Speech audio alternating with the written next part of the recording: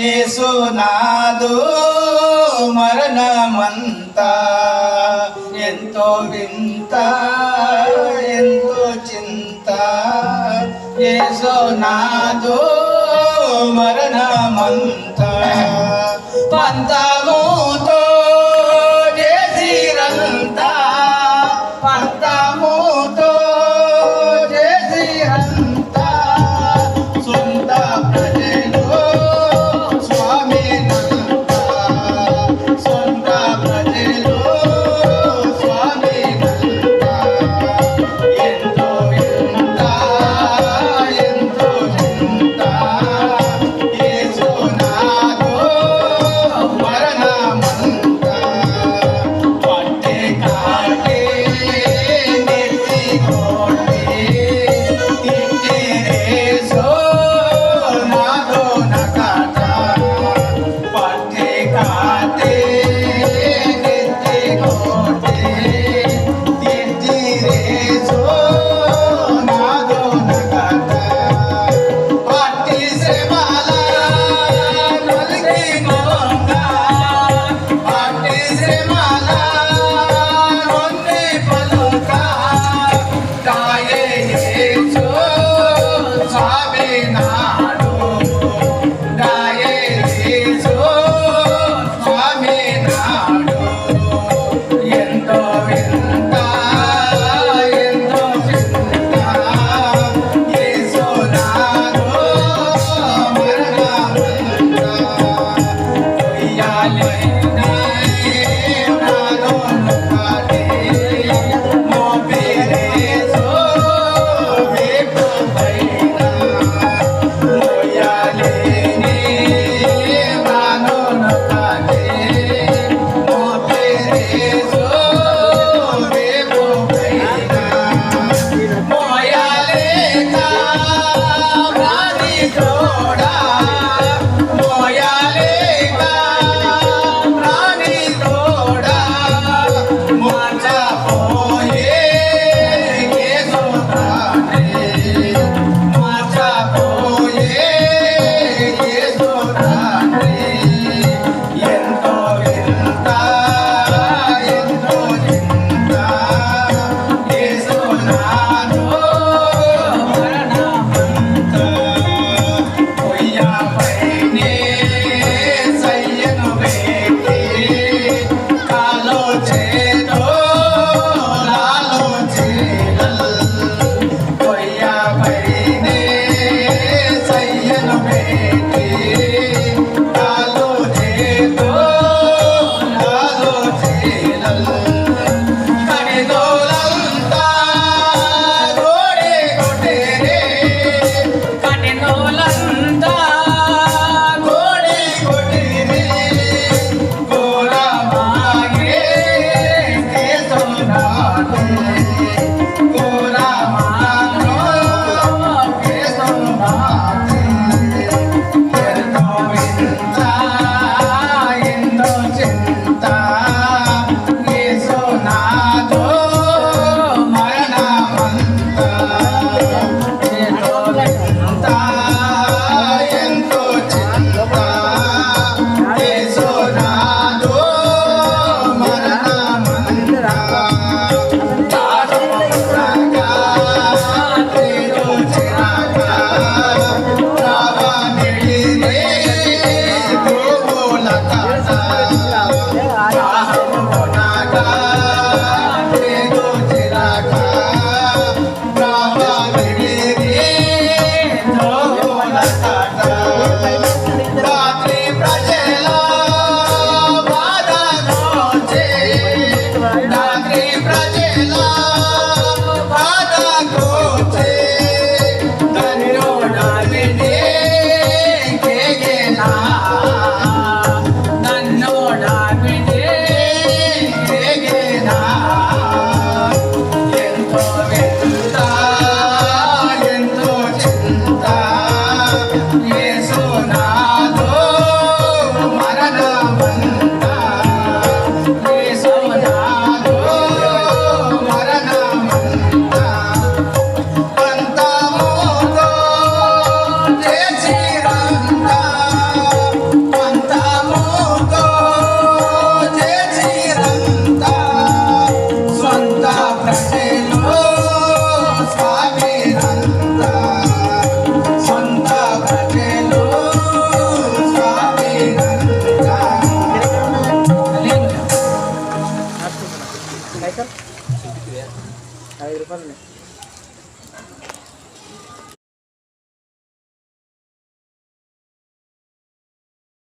చట్టం మరుగుపరిచి ప్రభా నాతో సంగమతో మీరు మాట్లాడండి, స్వాగమని తెచ్చేయండి.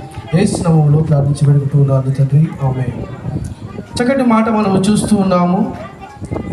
అందుకు ఆయన వానితో, నేడు నీవు నాతో కూడా పరదైసులో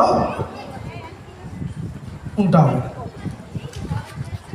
ఆ మాట చెప్పడానికి కారణం చెప్పగలుగుతారా? యేసు ప్రభుల వారు ఆ మాట పలికాడు అని అంటే ఎవరి పక్షాన పలికాడు మాట చెప్పండి. అదే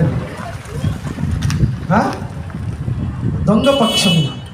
సో సిలువ, యేసుక్రీస్తు సిలువ మీద ఉన్నప్పుడు కుడి ప్రక్కన ఒకరు, ఎడ ప్రక్కన ఒకరు, ఇద్దరు దొంగలు సిలువ మీద వేలాడుతున్నట్టుగా మనము చూస్తూ ఉన్నాం. అందులో ఒక దొంగ అంటూ ఉన్నాడు, నువ్వు దేవుడు అంట కదా, నువ్వు రక్షించుకొని నన్ను కూడా రక్షించు అని ఒక దొంగ పలుకుతున్నాడు అక్కడ.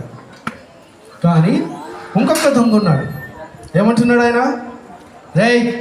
నీకు బుద్ధి లేదా? నీవు నేను మనము దొంగలం కాబట్టి మనకు ఈ శిక్ష సరి అయినదే అంటూ ఇంకొక మాట అంటున్నాడు. ఈయన ఏ తప్పిదమును ఎవరిని చూసి అంటున్నాడు? యేసును చూచి ఒక దొంగ సాక్ష్యం ఇస్తూ ఉన్నాడు. ఏమిటంటే ఈయన ఏ తప్పిదమును చేయలేదు అని అంటూ ఏమంటున్నాడు? ప్రభువా, నీ రాజ్యములో నన్ను జ్ఞాపకం చేసు. అంటే పశ్చాత్తాపము. హల్లెలూయా. ఒక పాపి పశ్చాత్తాపము పడకుండా రక్షణ పొందడము అసాధ్యము. హల్లెలూయా. కాబట్టి ప్రియ సహోదర సహోదరి, నీవు నేను మనం ఎవరమైనా సరే మనం అనుకోవచ్చు, నేను ఏ పాపము చేయలేదు అని. కానీ వాక్యము చెప్తుంది, ఆజ్ఞ అతిక్రమమే పాపం. ప్రతి మానవుడు పాపియే. అయితే ఆ పాపంలో నుంచి మనం బయటికి రావాలి అని అంటే ప్రభువైన యేసుక్రీస్తు రక్తము ద్వారానే మనము కడగబడతామని లేఖనము చెప్పుచున్నది. ఒక మనిషి ఊబిలో దిగిపోతూ ఉంటే ఇంకొక మనిషి వచ్చి అతన్ని రక్షిస్తేనే అతడు రక్షింపబడతాడు.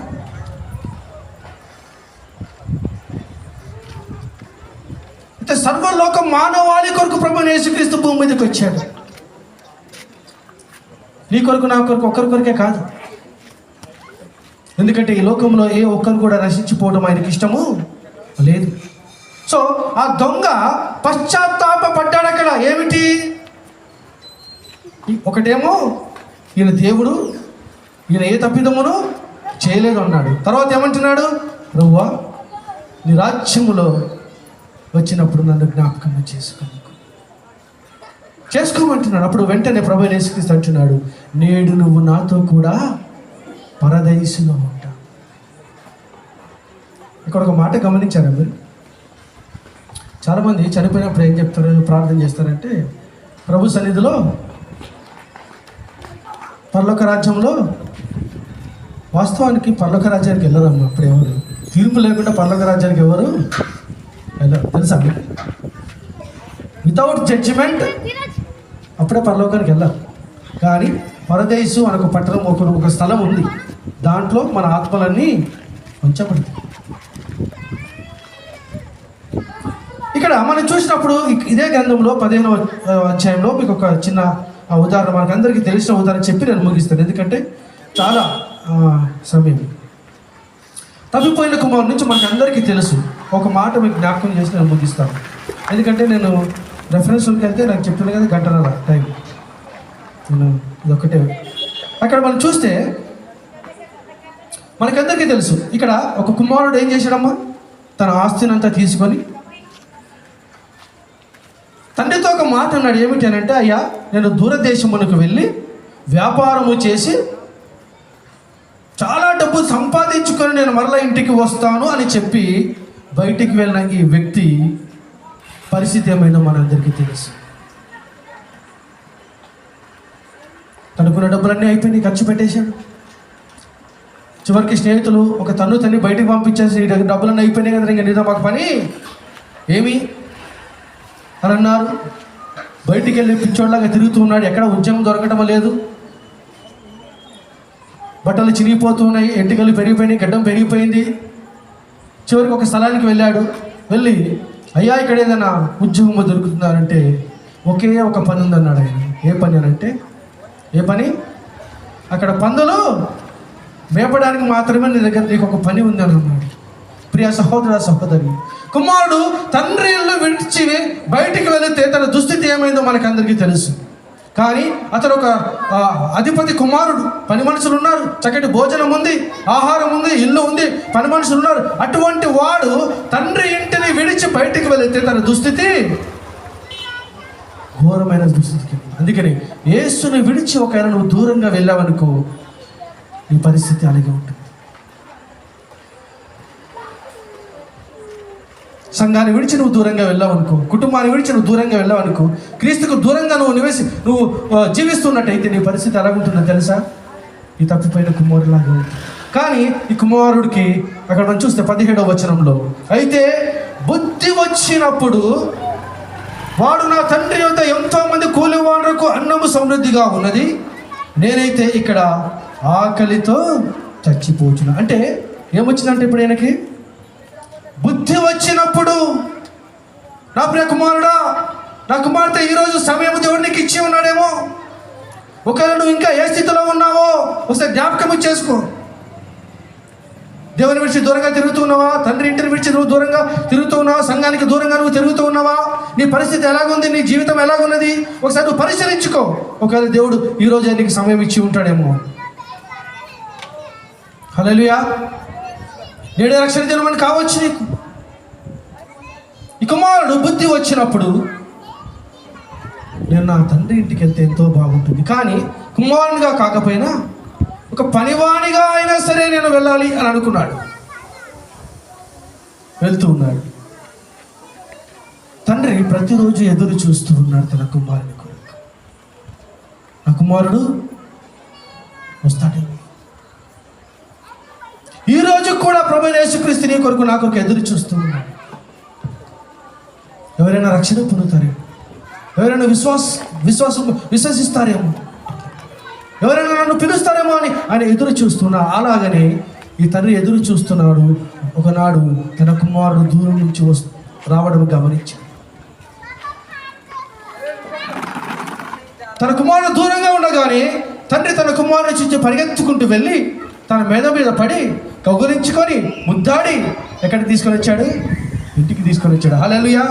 నా ప్రియ సహోదర సహోదరి, ఇంటికి తీసుకొని రావడమే కాదు, ఇంటికి తీసుకొని వచ్చిన వెంటనే ఏమంటున్నాడు తెలుసా? ఇతనికి ప్రశస్తమైన వస్త్రములు ధరించండి. హల్లెలూయా.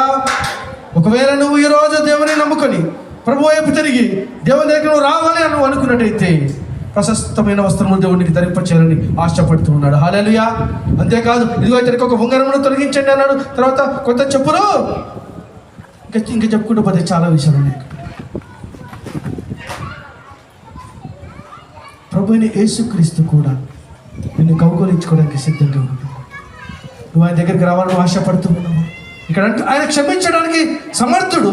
అంతేకాకుండా ఆయన ఎవరినైనా క్షమించగలడు. హల్లెలూయా. నువ్వు ఏ స్థితిలో ఉన్నా సరే ఒక మాట అన్నాడు అంతే, నేడు నువ్వు నాతో కూడా పరదేశంలో ఉంటావు. మరి నువ్వు పరదేశంలో ఉండాలని నువ్వు ఆశపడుతున్నావా? పలక రాజ్యానికి వెళ్ళాలని నువ్వు ఆశపడుతూ ఉన్నావా? దేవునితో పాటు నువ్వు ఉండాలని నువ్వు ఆశపడుతూ ఉన్నావా? అలాగైతే నేడే నువ్వు పశ్చాత్తాపపడి, ఒకవేళ నువ్వు ఇంకా రక్షింపబడకపోతే, ఒకవేళ నువ్వు ఇంకా ప్రభువునందు విశ్వాసం ఉంచకపోతే, ఆ కుమారుని ఒకవేళ నువ్వు విశ్వాసం ఉంచకపోతే, ఇదిగో నేడే రక్షణ దినమ దేవునికి వాక్యము సెలవిస్తుంటుంది. ఈ మాటలు దేవుడు దీవించి ఆశీర్వదించును గాక. ఆమేన్. థాంక్యూ.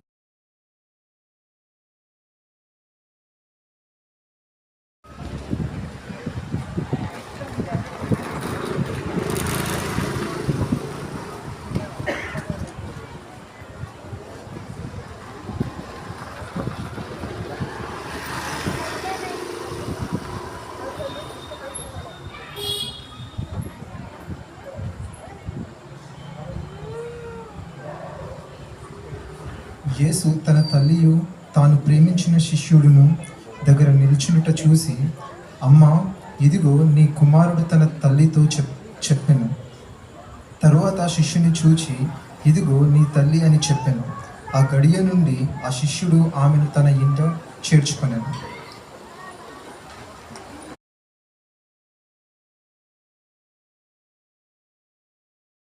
మంచి అవకాశాన్ని కలుగజేసిన దైవ సేవకులకు ప్రత్యేకమైన వందనాలు చెల్లిస్తున్నాను. 35 years బ్యాక్ మేమంతా కూడా ఒక 40 years 35 years బ్యాక్ అంతా సండే స్కూల్ పిల్లము.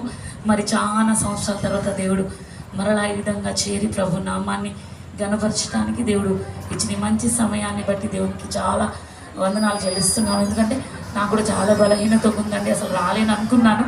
కానీ మళ్ళీ చాలా సంవత్సరాల తర్వాత మేము అంత ఒక సండే స్కూల్ పిల్లలంగా నడుస్తూ ఉన్న సమయంలో మళ్ళీ చాలా సంవత్సరాలకి వెళ్ళి ఇక్కడ నిలబడడానికి ప్రభు కృప చూపించాలని ఇప్పుడు రావడానికి ప్రభు కృప చూపించాడు. ఎంత అవకాశం కలిగిస్తున్నాము ఆ దేవుని బట్టి ప్రత్యేకంగా చేరించిన మీ అందరికీ నా వందనాలండి. స్టేజ్ మీద దైవ సేవకులకు అందరికీ ప్రత్యేకంగా డేవిడ్ రాజన్న ముందు నిలబడి చెప్పాలి అంటే చాలా భయం, అయినా కూడా దేవుడు ఇంత కృపనిచ్చాడు. అందుని బట్టి నీకు దేవునికి స్తోత్రాలు. మరి ఈ మాటలు మనం జ్ఞాపకం చేసుకుందాం. ఉదయం నుంచి అందరం మనం వింటూనే ఉన్నాం. మరి ఉదయం అంతా ఆరాధనలో ఉండి మళ్ళీ రాత్రి ఇంత మంచి అవకాశాన్ని కలగజేసిన దేవునికి స్తోత్రాలు. చిన్న ప్రార్థన. మహాపరిశుద్ధుడా, ప్రేమ కలిగిన తండ్రి, నీ ఘనమైన పాదాలకి స్తుతి స్తోత్రాలు వందనాలు చెల్లిస్తున్నామయ్యా. ప్రత్యేకంగా ఈ సాయంకాల సమయంలో అయ్యే గుడ్ ఫ్రైడే సందర్భంగా నాయన నీ దాసులు ఏర్పాటు చేసిన ఈ కూటాన్ని బట్టి నీకు స్తోత్రాలు. మీ యొక్క మరణ పునరుద్ధాన దినాలను వివరించుకోవడానికి ప్రాంతంలో మీరు నాయన ప్రేరేపణ కలుగచేసి ఏర్పాటు చేసిన ఈ యొక్క ప్రార్థన కూటాన్ని బట్టి నీకు స్తోత్రాలు. ఇంతవరకు నాయన 2 మాటలు మీ దైవజనులు వివరించి ఉన్నారు. ఈ 3వ మాటగా మాట్లాడబోతున్నాగా మీ బూరగా మీరు వాడుకొని మహిమ పొందమని నజరేయుడైన యేసుక్రీస్తు నామం అడిగి వేడుకొని ప్రార్థిస్తున్నాము తండ్రి, ఆమేన్. హల్లెలూయా. ఈ మధ్యాహ్నం ఈ రాత్రి ఇక్కడ మనం వాక్యం చదువుకొని ఉన్నాం.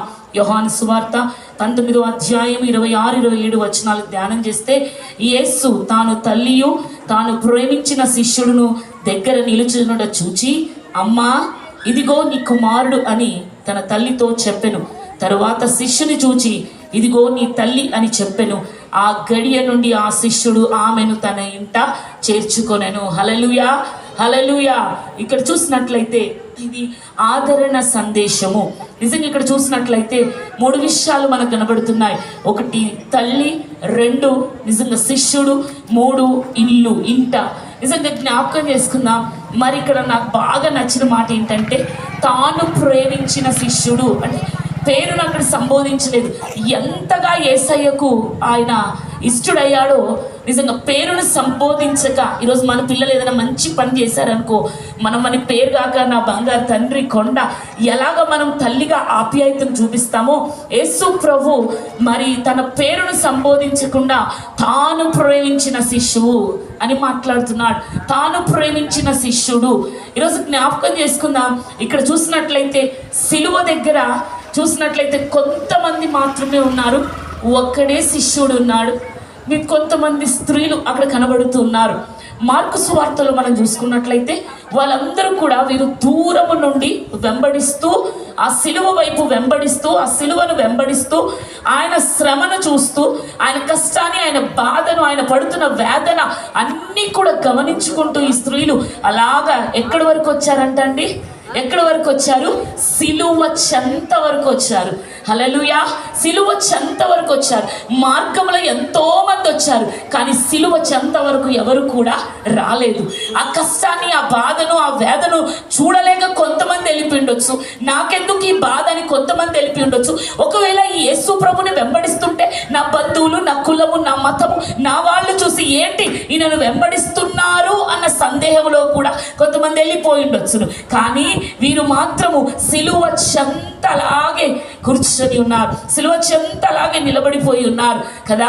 ఎంతోమంది అండి ఆయన అరణ్యంలో ఆయన వాక్యము చెప్తుంటే ఆనాడు ఇంచుమించు 5,000 మంది నిజంగా ఆయన ఆహారమును పెట్టినప్పుడు తిని అక్కడ అంతమంది ఉన్నారు. 70 మంది, 500 మంది, 12 మంది వీళ్ళంతా కూడా ఏమైపోయారు? ఎవరు కూడా సిలువ చెంతకు రాలేని పరిస్థితిలో చివరిగా తాను ప్రేమించిన శిష్యుడు. హల్లెలూయా. ఎన్ని పరిస్థితులు, ఎన్ని స్థితిగతులు, ఎన్ని స్థలం కలుగుతాయనుకున్నా కూడా యేసుని వెంబడించడం మానలేదండి యోహాను. సిలువ చెంత వరకు వచ్చారు. ఈరోజు మనం సిలువ చెంత వరకు రాగలుగుతున్నామా? కొంచెం కష్టం కలగాలి, కొంచెం వ్యాధి కలగాలి, కొంచెం బాధ కలగాలి. ఎందుకు వచ్చిందిలే ఈ బాధ, ఎందుకు వచ్చిందిలే ఈ శ్రమ, ఈరోజు ఎందుకు వచ్చిందిలే ఈ ఆదివారం ఆరాధన అని చిన్న పరిస్థితికి మానేసే వాళ్ళు లేకపోలేరు. హల్లెలూయా.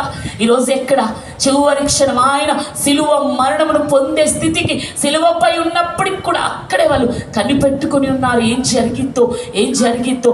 అప్పుడు ఆయన చూస్తున్నాడు. అప్పటికి విచిత్రమైన శ్రమను అనుభవిస్తూ ఉన్నాడు. అప్పటికి 2 మాటలు ఆయన మన కొరకు మాట్లాడండి. ఆయన ఈ 3 మాటలు ఆయన మన కొరకు మాట్లాడాడు. నిజమే కదా, కొన్ని పరిస్థితిని బట్టి దైవజనుడు సెలవిచ్చిన విధంగా కొన్నిసార్లు మనం క్షమించలేని పరిస్థితిలో ఉంటాం.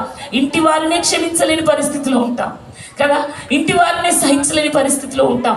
అయినా యేసయ్య తండ్రి వీరేమి చేయించున్నారో వీరు ఎరుగరు కనుక వీరిని క్షమించు అన్నాడు. క్షమించగలిగిన హృదయం మనకుందా? మన కుటుంబ సభ్యుల్లో కానీ మనలో కానీ ఏదైనా కదా, మన కొన్నిసార్లు మానవులం కదండి, పరిచర్యలు కూడా మన కొన్ని కలుగుతున్నప్పుడు ఒక్కొక్కసారి మనం ప్రతి ఆదివారం వెళ్తూ ఉంటాం కానీ క్షమించి ఒక చిన్న ప్రైజ్ లాగా చెప్పలేని పరిస్థితిలో ఉంటాం. వాళ్ళు మనకు ఎదురు వస్తుంటే పక్కకు తప్పిపోతున్నాం. ఇది మనకు దేవుడు కోరుకున్నది కాదు, ఇది మన దేవుడు ఇష్టపడినది కాదు. ఆయన కనుక మనల్ని క్షమించకపోతే ఈ రాత్రి ఇక్కడ మనం ఎవరు కూడా కూర్చుండే వారిని కాదు. ఆ ప్రేమామయుడు మనల్ని క్షమించడం బట్టి ఈ రాత్రి ఇక్కడ మనం ఆయన ఆరాధిస్తున్నాం, ఆయన కనపరుస్తూ ఉన్నాం. అందుకే అటువంటి కృపను మనం కలిగి ఉండాలి, క్షమించే మనస్సును. రెండవది చూస్తే పాపికి దేవుడు మంచి విడుదలను అనుగ్రహించాడు. ఈరోజు ఇక్కడ కూర్చున్న వాళ్ళు ఇంకా ఎంతమంది దేవుడు నమ్ముకోలేదు. ఆయన నమ్ముకోవటానికి ఇష్టపడదాం, ఆయన రాజ్యంలో చేరడానికి ఇష్టపడదాం. ఇలా ఆయన చెప్తూ అక్కడ తన బాధ్యతను మర్చిపోలేదు. తన తల్లిని చూస్తూ ఉన్నాడు. అక్కడ నిస్సహాయ స్థితిలో, వేదనతో, రోదనతో, కన్నీటితో, నిజంగా ఏమీ కూడా మాట్లాడలేని పరిస్థితిలో, దుఃఖ సాగరంలో ఉన్న తన తల్లిని చూస్తూ తన బాధ్యతను మర్చిపోలేదు. అక్కడ చూపిస్తున్నాడు, పిలుస్తున్నాడు, అమ్మా ఇదిగో నీ కుమారుడు. తాను ప్రేమించిన, తాను ఎంతో ఇష్టపడ్డ శిష్యునికి అప్పగిస్తూ ఉన్నాడు. ఈరోజు దేవుని సన్నిధిలో జ్ఞాపకం చేసుకుందాం. ఈరోజు ఎంతమంది, అందుకే ఇంకా మా కాండంలో మనం చూస్తాం కదా, మొదటి ఆజ్ఞ ఏంటంటే నీ దేశంలో నువ్వు మంచిగా ఉండాలి అంటే నువ్వేం చేయాలంట? నీ తల్లిని తండ్రిని నీవు సన్మానించాలి. నువ్వు దీర్ఘాయుష్మంతుడు అవునట్లు నీ తల్లిని తండ్రిని నీవు సన్మానించాలి. ఎంతమందికి సన్మానించగలుగుతున్నావు?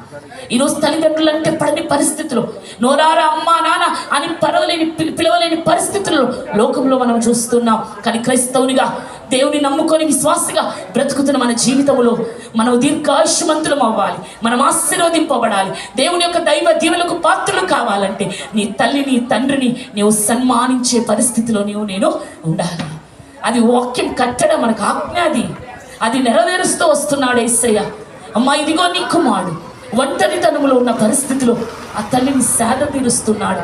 అలాగే ఎన్ని స్థితిలో వచ్చిన మార్గంలో నీ కొరకు నా ప్రాణమైన ఇస్తానయ్యా, నేను అస్సలు నిన్ను వదిలిపెట్టను, నేనా పలికేది, నేనా బొంకేది, నేనా అబద్ధం మాట్లాడేదన్న మనిషి కూడా అక్కడ నిలబడలేని పరిస్థితిలో కదా, నువ్వు క్రీస్తుతో ఉన్నవాడివి కదా అని పలుకుతే, అవును నేను క్రీస్తుతో నిలబడిన వాడిని అని పలుకలేక ఆయన ఎవరో నేను ఎరగను అని తప్పిపోయిన వారు ఎంతోమంది ఉన్నారు. కానీ నేను క్రీస్తుతోనే ఉంటాను, ఆయన రొమ్ము నేను ఆనుకొని బ్రతుకుతానని సిలువ చెంత వరకు ఆయన ఎద్ద నిలబడిన ప్రేమించి, అందుకే దేవుడు ఆయన్ని ప్రేమిస్తూ వచ్చాడు. ఏ పరిస్థితి వచ్చినా ఆయన్ని విడవలేదు. శ్రమ కలిగిందని దేవుని వదిలిపెట్టలేదు. శోధన కలిగిందని ప్రధాన యాజకులు అందరూ హింసిస్తారేమో అని కూడా ఏమాత్రం కూడా భయపడక క్రీస్తు వెంబడిస్తున్నాడు, ఆ సిలువను వెంబడిస్తున్నాడు. అందుకే అక్కడ చూసినట్లయితే అమ్మా ఇదిగో నీ కుమారుడు కదా, ఎవరిని ప్రేమించి తను వెంబడించి వచ్చిన ఆ శిష్యుని వదిలిపెట్టలేదు. తాను సిలువ చెంత కన్నీరు కారుస్తున్న తన తల్లిని వదిలిపెట్టలేదు. అందుకే నీ తండ్రిని నువ్వు సంతోషపెట్టు, నిన్ను కన్నిన తల్లిని ముదిమి అందు నీవు ఆమెను నిర్లక్ష్యమో చేయవద్దు. ఈరోజు జ్ఞాపకం చేసుకుందాం, ప్రపంచంలో ఎంతోమంది తల్లిదండ్రుల విషయంలో అసహనంగా వ్యవహరిస్తున్నారు. కొంచెం కుటుంబం కొంచెం కలుగు కానీ తల్లిదండ్రులు భారం అయిపోయిన వారు ఎంతోమందిని మనం చూస్తున్నాం. ఎన్నో అనాథ శరణాలయాలకు పంపించేవారిని మనం చూస్తున్నాం. ఈరోజు జ్ఞాపకం చేసుకున్నాం, మరి మన పరిస్థితి ఏంటి జ్ఞాపకం చేసుకోవాలి. అక్కడ చివరిగా యేసు ప్రభు తన తల్లిని తన శిష్యునికి అప్పగించి శిష్యుని తన తల్లికి అప్పగిస్తున్నాడు. ఈరోజు ఆ తల్లి సంఘం, ఈరోజు నువ్వు సంఘమును విడిచే పరిస్థితిలోనే ఉంటున్నావేమో, జాగ్రత్త. శోధన కలిగిందని, వేదన కలిగిందని, బాధ కలిగిందని, పరిస్థితులు మారలేదని కదా.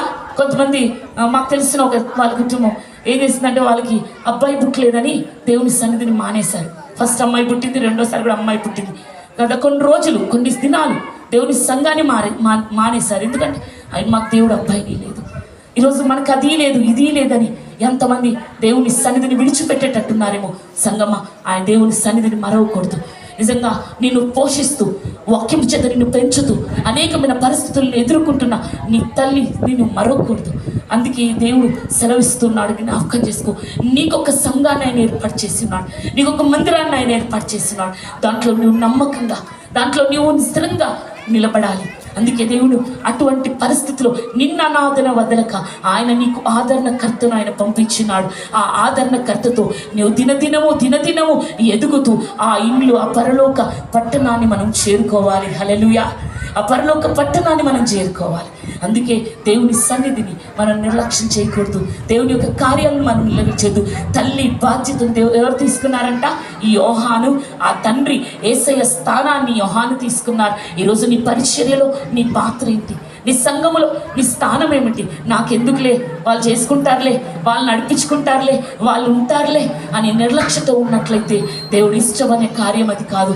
నీ సంఘములో నీవు ఒక స్థానమును, ఒక పాత్రను కలిగి జీవించాలి. అదేనండి తల్లికి యోహాను, ఆ తల్లి బాధ్యతను యోహాను తీసుకున్నారు. నీ పరిచర్యలో నువ్వు ఏదో ఒక పాత్రగా, ఏదో ఒక పనిముట్టుగా, ఏదో ఒక నువ్వు సేవకునికి నువ్వు సహకారిగా ఉండాలి. ఈరోజు జ్ఞాపకం చేసుకోవాలి, బాధ్యతను కలిగి మనం జీవించాలి. యేసయ్య శిలువ మరణాన్ని పొందుతూ కూడా తన బాధ్యతను మర్చిపోలేదు, తనకున్న స్థానాన్ని మర్చిపోలేదు, తన తల్లిని మర్చిపోలేదు, తన శిష్యుని తాను ప్రేమించిన శిష్యుడు. అందుకేనండి ఆయన పరమాత్మ జ్ఞానిగా భూత భవిష్యత్ వర్తమానములను తెలియజేయగలిగిన ఆత్మను పొందుకున్నాడు. దేవునితో ఉంటే ఎన్నో నేర్చుకోవచ్చు. మనం దేవుణ్ణి విడిస్తే మనకేం తెలియదు. ఆయన్ని అంటుగట్టు పెట్టుకొని ఆయనతో మనం నడుస్తూ, ఆయనతో మనం సహవాసం చేస్తూ, ఆయన శిలువ వరకు మనం వస్తున్నట్లయితే శిలువ యొక్క మర్మములు, శిలువ యొక్క గొప్ప విలువలను దేవుడు మనకు తెలియజేస్తాడు. ఆధ్యాత్మికంగా మనం ఎదగగలుగుతాం. దూరంగా ఉంటే ఎదగలేం.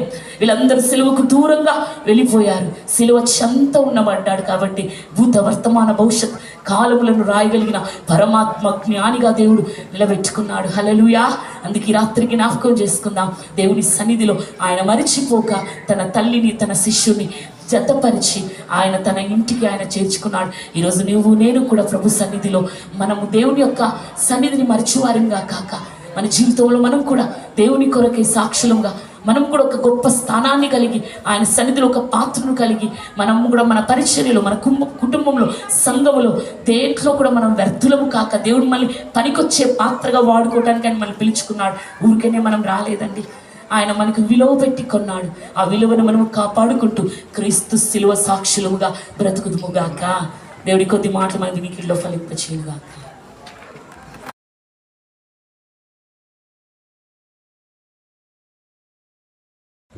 హల్లెలూయా. 4వ మాట. ఇంచుమించు 3 గంటలప్పుడు యేసు ఏలి ఏలి లామా సబక్తా అని బిగ్గరగా కేక వేశాను. ఆ మాటకు నా దేవా నన్నెందుకు చేయి విడిచితివని అర్థం. హల్లెలూయా. ఇచ్చినందుకు నీకు వందనములు అయ్యా నాయన. ఈ మాట 4వ మాట కన్నా ప్రభు నాయన ఇచ్చినందుకు నీకు స్తోత్రములు. నీ గురించి నేను ప్రకటించడం ప్రభు నాయన. నేను ఏ పాటి వాడిని ప్రభు, నీకు స్తోత్రం. స్థుతులతో నేను గణపరుస్తున్నాను ప్రభు. చిన్ని మాటలు ఆశీర్వదించి బలపరిచి బిడ్డలకి ఆశీర్వదకరంగా నడుచుకుని వేస్తున్నాను. నాకు ఈ చక్కని సమయం ఇచ్చినటువంటి సంఘస్థులకి, సంఘ నాయకుడికి హృదయపరపడిన ధన్యవాదాలు నేను తెలియపరుస్తున్నాను. అయితే 4వ మాటగా ఏలి ఏలి లామా సబక్తా అంటే ఇది మనం తెలుగు మాట్లాడుకునే మాట కాదు. తెలుగులో మనం మాట్లాడుకుంటాం కదా, తెలుగు అంటే మనకు అర్థమవుతుంది. కానీ ఇక్కడ బైబిల్ భాషను తనకి ఎన్నో వందల దాంట్లో భాషలతో దీన్ని లిఖితపూర్వకంగా రాశారు. ఎవరు కానీ ఏ భాషలో కావాలో ఆ భాషలో అనువదించారు కదా మన నాయకులు, మరి సంఘస్థులు, మన క్రైస్తవ బిడ్డలు. అయితే దీంట్లో కూడా తెలుగులో నాకు దీనికి అనువదించినట్లయితే నా దేవా నన్నెందుకు చేయి విడిచితివని అర్థం వచ్చిందనమాట. ఈ యొక్క ఏలి ఏలి లామా సబక్తా అనేది అరామిక్ భాష అంట. అంటే ఆ యొక్క కాలంలో యేసుక్రీస్తు ప్రభు వారు ఈ మానవ రూపిగా ఈ లోకానికి వచ్చినప్పుడు ఆ యొక్క భాషను మాట్లాడినట్లుగా మనం ఇక్కడ గమనం చేస్తున్నాం. అయితే ఇక్కడ మొదటి మాటలో మనం చూసినట్లయితే తండ్రి వీరేమి చేయుచున్నారో వీరు ఎరుగరు కనుక వీరిని క్షమించమన్న. అక్కడ తండ్రి అని సంబోధించాడు. ఇక్కడికి వచ్చేసరికి నా దేవా చూడండి ఎంత వ్యత్యాసం ఉంది ఇక్కడ. అంటే తండ్రి, కుమారుడు, పరిశుద్ధాత్ముడు. ఇప్పుడు నేను ఫర్ ఎగ్జాంపుల్ నేను ఉన్నాను, నా పేరు శ్యాంబాబు. ఎస్ఎన్ఆర్ ట్రాన్స్ఫార్మర్స్ ప్రైవేట్ లిమిటెడ్లో నన్ను సార్ అంటారు, శ్యాంబాబు సార్ లేకపోతే సంథింగ్ అంటారు.